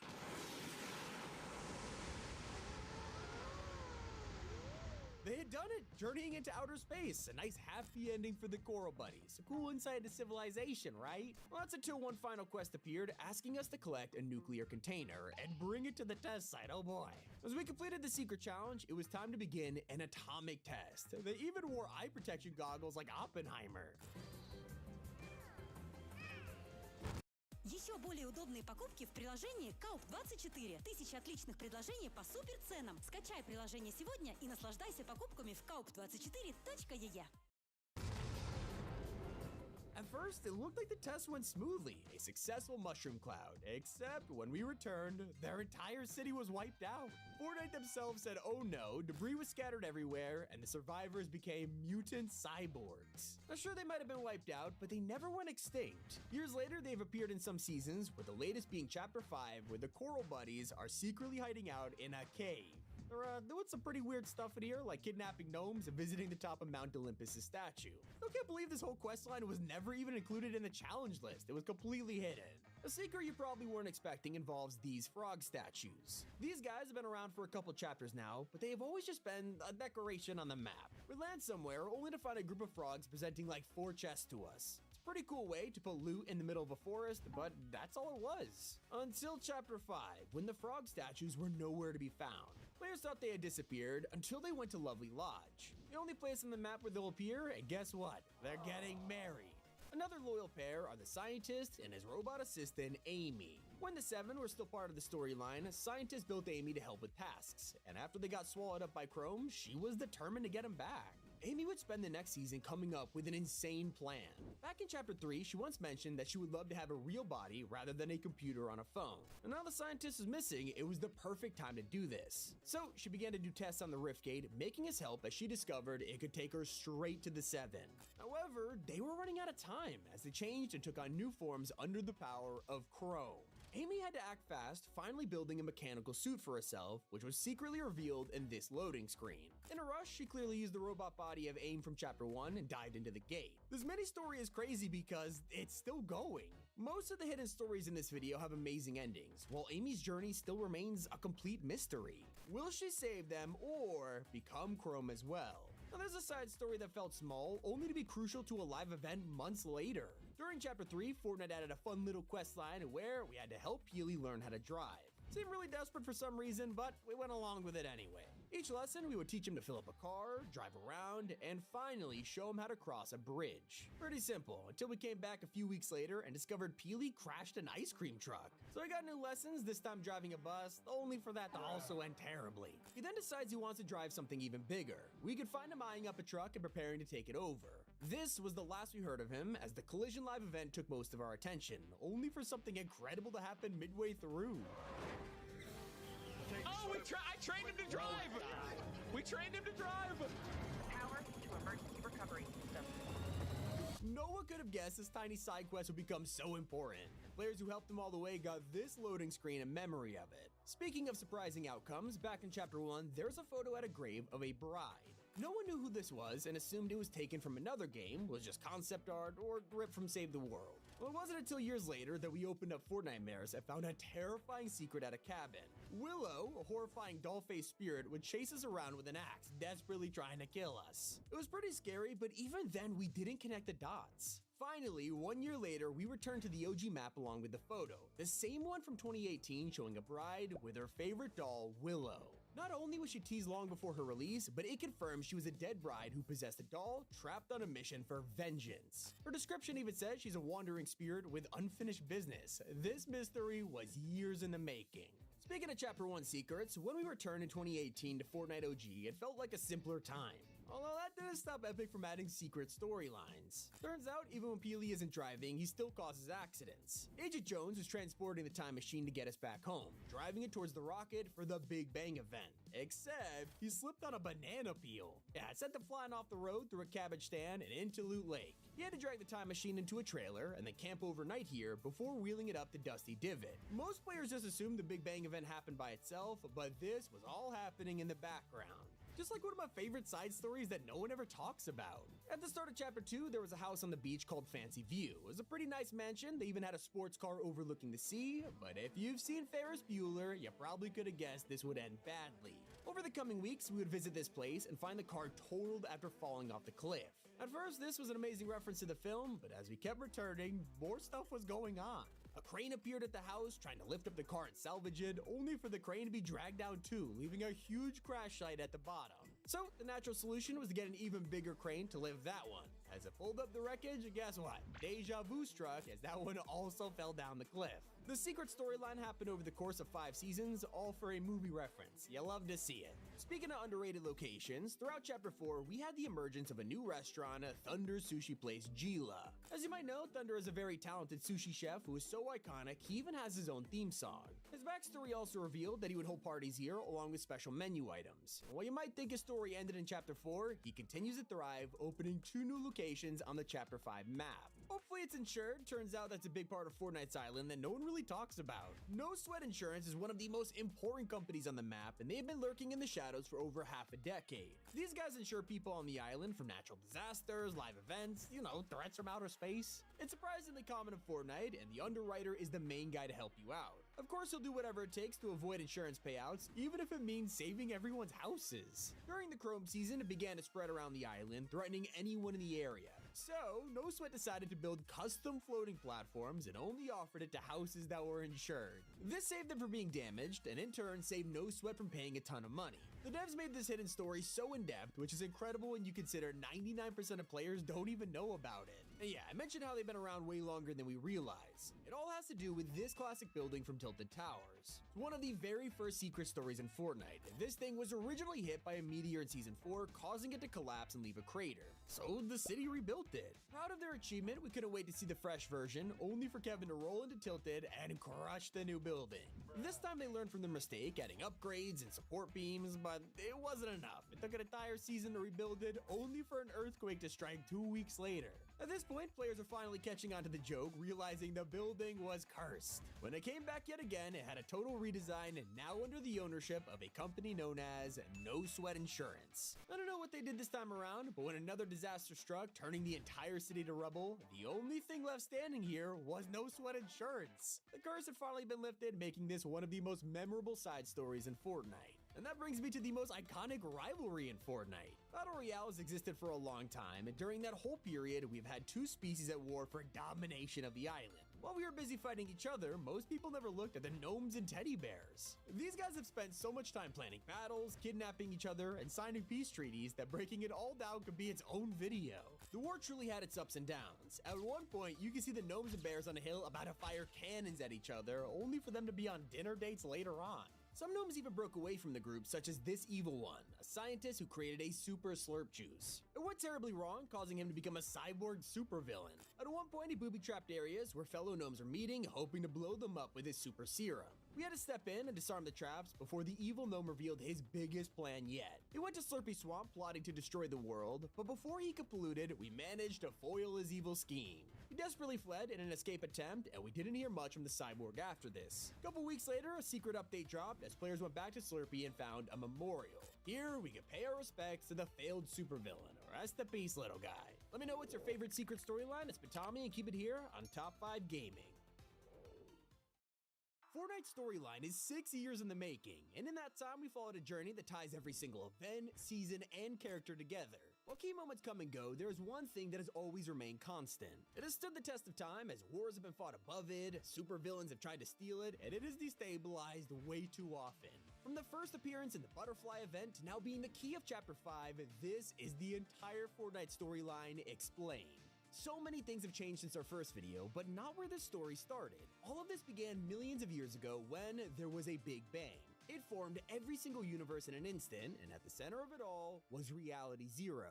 It's here where the Big Bang left behind a huge mass of energy, and instead of spreading it out, the energy compressed itself into an orb we call the 0 point. This is tethered to every single reality in existence, connecting the entire Omniverse, and that's what makes it so incredibly powerful. As a result, it needed to protect itself from anyone who tried to wield this power, and this is where the island is created. On the surface, it appears as a powerful storm with a fake sky, appearing as a huge bubble in space and time. Anyone who tried to visit this island would either be wiped out by the storm's defenses or manipulated by the 0 point's strange effects, until one man came along.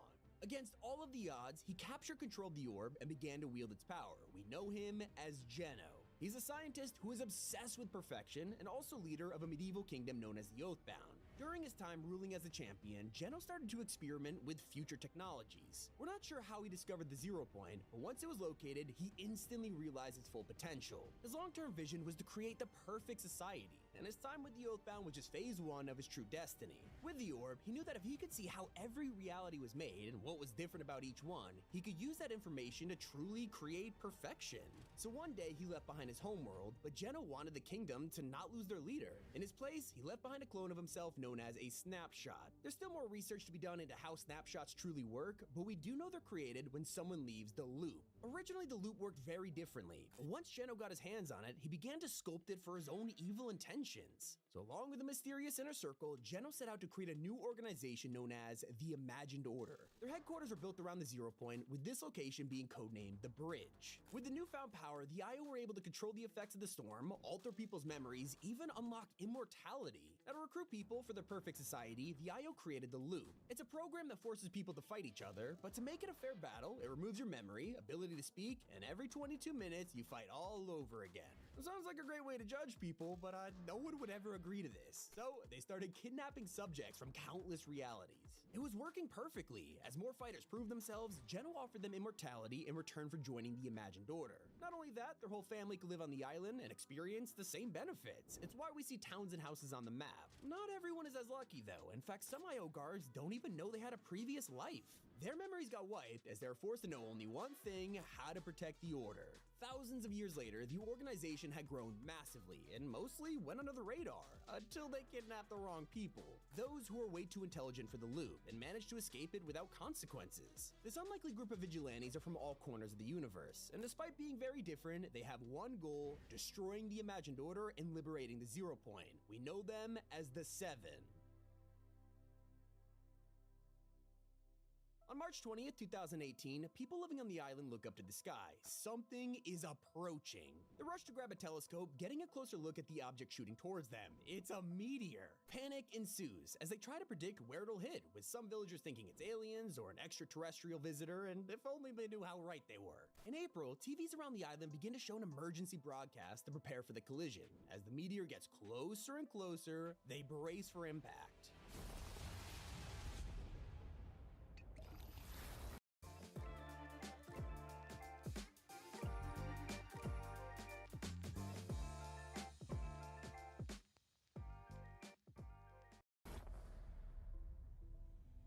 A huge crater is left in the ground as the Imagined Order rushes to investigate. They build a facility at the crash site, disguising themselves as the government. Well, fortunately for them, they weren't fast enough. A mysterious character breaks out of the meteor and escapes the facility, and this is our first introduction to the Visitor. He's on a mission to test the capabilities of their airtight suits, which we learn later on protects them from the effects of the loop. It's a success, as he steals a rocket from a film set and converts it to rift back home.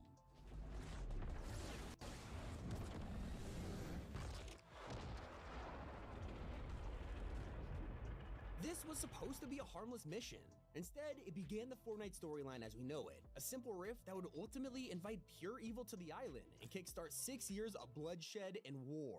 So before the Visitor's rift can close, a dark energy emerges. It's a cube? Well, this may look relatively harmless. It has the power to destroy the island in a single blow. It's bright purple, flowing with corruption, which spreads to anyone who touches it. And so this cube begins to roll around the island, leaving behind runes while searching for its target, the Zero Point. Eventually, the search leads it to Loot Lake, where the cube begins to destabilize.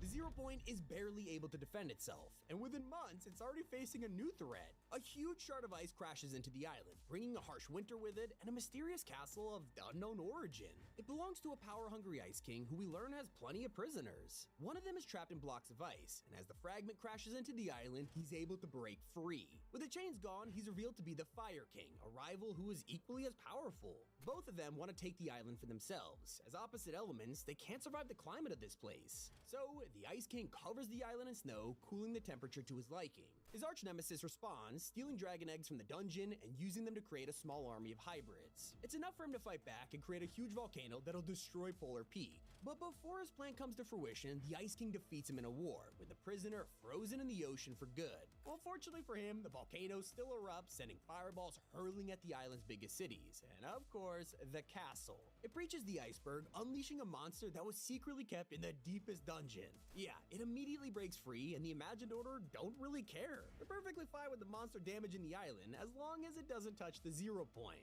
The solution is to create a doomsday weapon that'll wipe out everyone on the surface, including the monster. Well, that's when a prisoner of their own speaks up. The Paradigm, a member of the Seven, explains that they can't just let everyone die, so she offers a better solution, to pilot a giant robot and kill the monster herself. They reluctantly move forward with the plan, constructing the mech in the hollowed out volcano. It is time for the final showdown.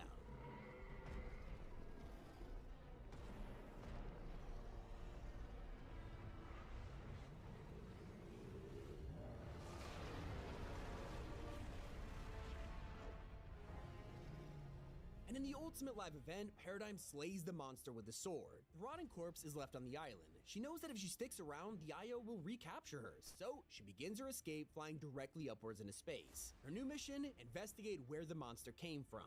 When they learn about this, the Seven are furious. They think she betrayed them by working with the IO, and after her escape, it's radio silence. Pretty quick, they learn that a robot was crashed into a nearby planet called the Ice Moon. The temperature is simply way too cold for a human to survive, so she must have never made it. And that brings us back to the island, where the Imagined Order has bigger problems than their prisoner escaping. Before the monster was killed by Paradigm, it broke into the Zero Point's vault. Grabbing the orb, she used it to stun the Devourer, but this left the Zero Point exposed, and it was destabilizing fast. As it begins to implode, the Imagined Order has no hope of saving it, but luckily someone else does. The Seven are sworn protectors of the Zero Point.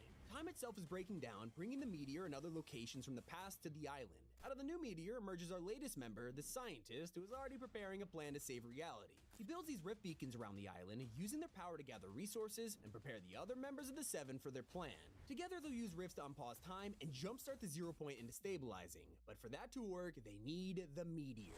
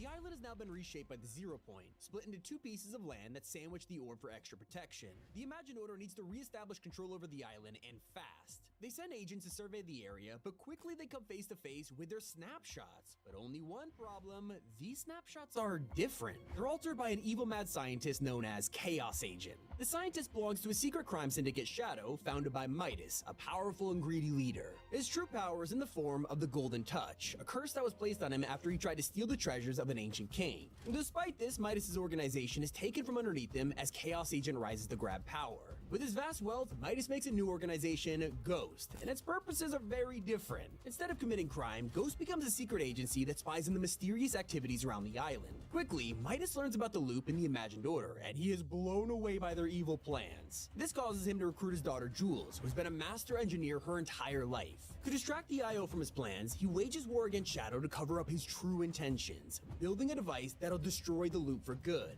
He believes the key to doing this is the Storm. It's how the Imagined Order enforced the loop by bringing it in every 22 minutes to kill whoever's left standing. So by pushing it back, you'll free everyone trapped by its wrath. What he doesn't know is that the Imagined Order is already keeping tabs on him. John Jones is a field agent who has dedicated his life to the Order. Under their oath, he has done covert work on the island hundreds of times, leaving a snapshot every single time he re-enters the loop. But before Jones can figure out Midas' plan, it is sprung into action as the device event.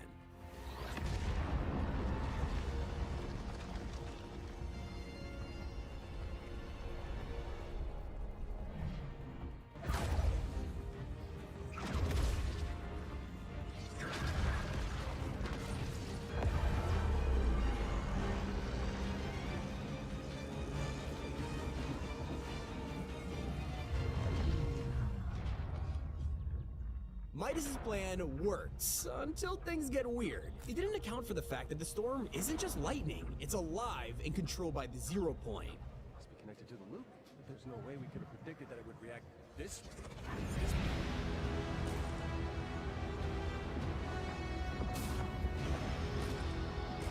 In a defensive reaction, the storm protects itself by creating a giant wall of water. Midas has failed. and over time the wall collapses, flooding the island and wiping out Ghost and Shadow's territory. It isn't long before Agent Jones has to face yet another threat to the IO's reign. Turns out that when the Zero Point created this reshaped island, it released an enormous amount of energy. In a case of extreme unluckiness, it got the attention of a being from another universe, one that we are very familiar with.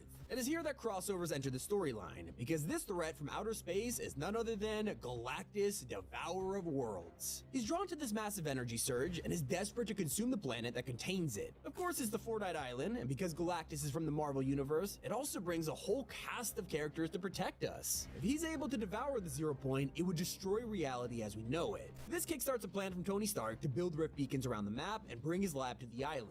Every day, the island's residents see this being get closer, and just before he arrives, the plan is revealed. Tony spent all this time building custom battle buses and fitting them with explosives, cannons, and lasers, and now the day has come.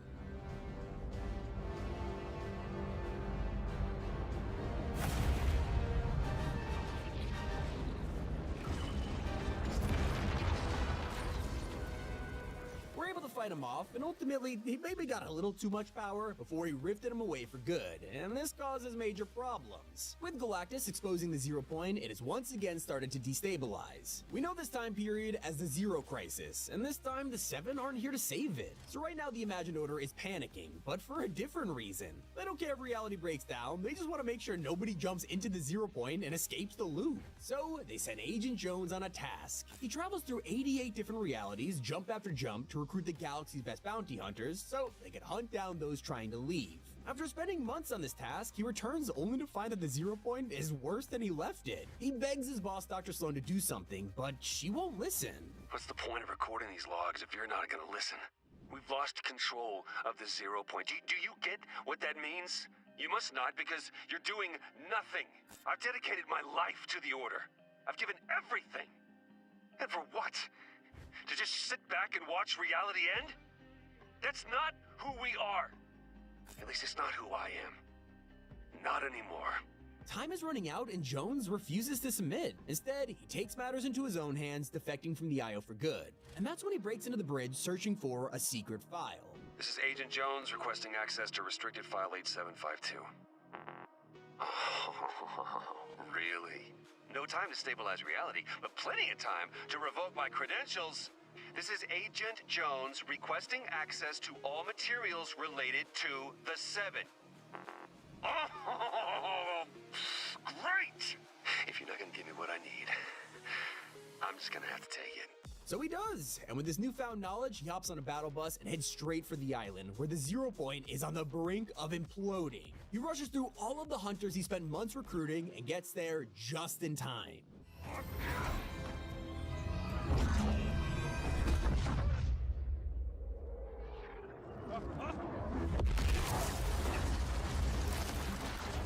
Unbelievable. It actually worked.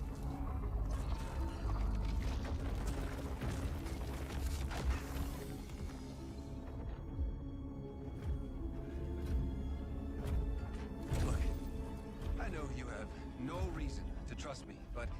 Oh no. Hang on! Let's talk! Let's talk!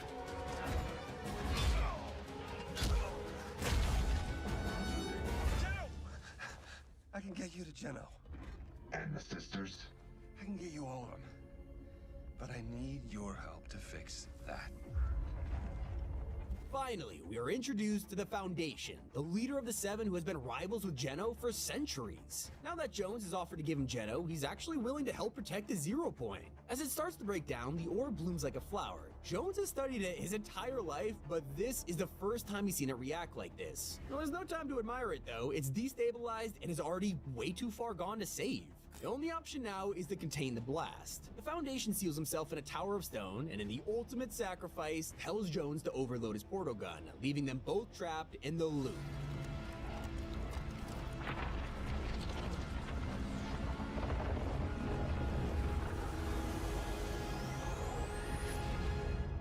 The Spire encases the Zero Point, with reality waves sending the island into a wild and feral state. It's overtaken by a primal biome as the IO scrambles to maintain control. They bring in the Spire Guardians, who are here to defend the Zero Point secrets from ancient hunters such as Raz. He claims that the Spire has been calling to him in his dreams, and he traveled here on a mission to learn its mysteries. While tracking down the island's artifacts, he discovers an unseen reality log left behind by Agent Jones.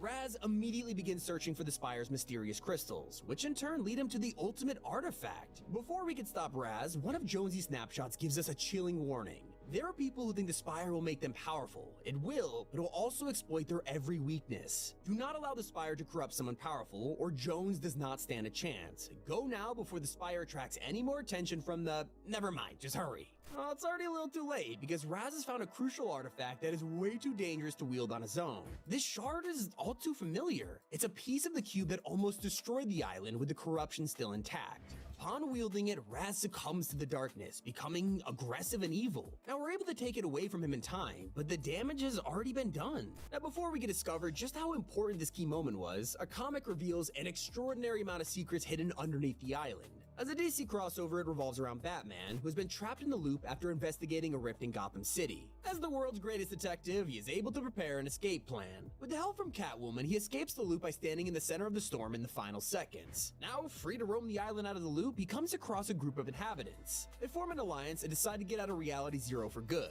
Only problem is, they can't just swim away, they would disintegrate. And now that they've escaped the loop, there are no second chances. Death is permanent. There's only one way to get home, and it's the same way they got here, through the Zero Point. The group is able to unlock one of the metal bunkers on the island and head underground in search of an escape. The room is extremely ancient, protected by massive golems and swarms of IO guards. It's a tough battle, and in the chaos, Fishstick is killed by an unknown figure. It becomes apparent one of the group is working for the Imagined Order. The others, still in shock, decide to carry on. The further they progress, the closer they get to the Zero Point. Eternal Voyager, in his desperation to escape, sprints into the orb and immediately gets split into 1,000,000 pieces. The Zero Point cycles through countless realities per second, which killed him instantly. He got his wish, he'll be voyaging for eternity. After hours of discussion, the group figures out how to calibrate the orb. Renegade Raider goes home first, before one of the members reveals a dark secret. Deathstroke has been working with the Imagined Order all along. He was the one who killed Fishstick. So, they break out into a fight before tying up Deathstroke, and most of the others escape to the Zero Point as the Gotham City crew are left standing.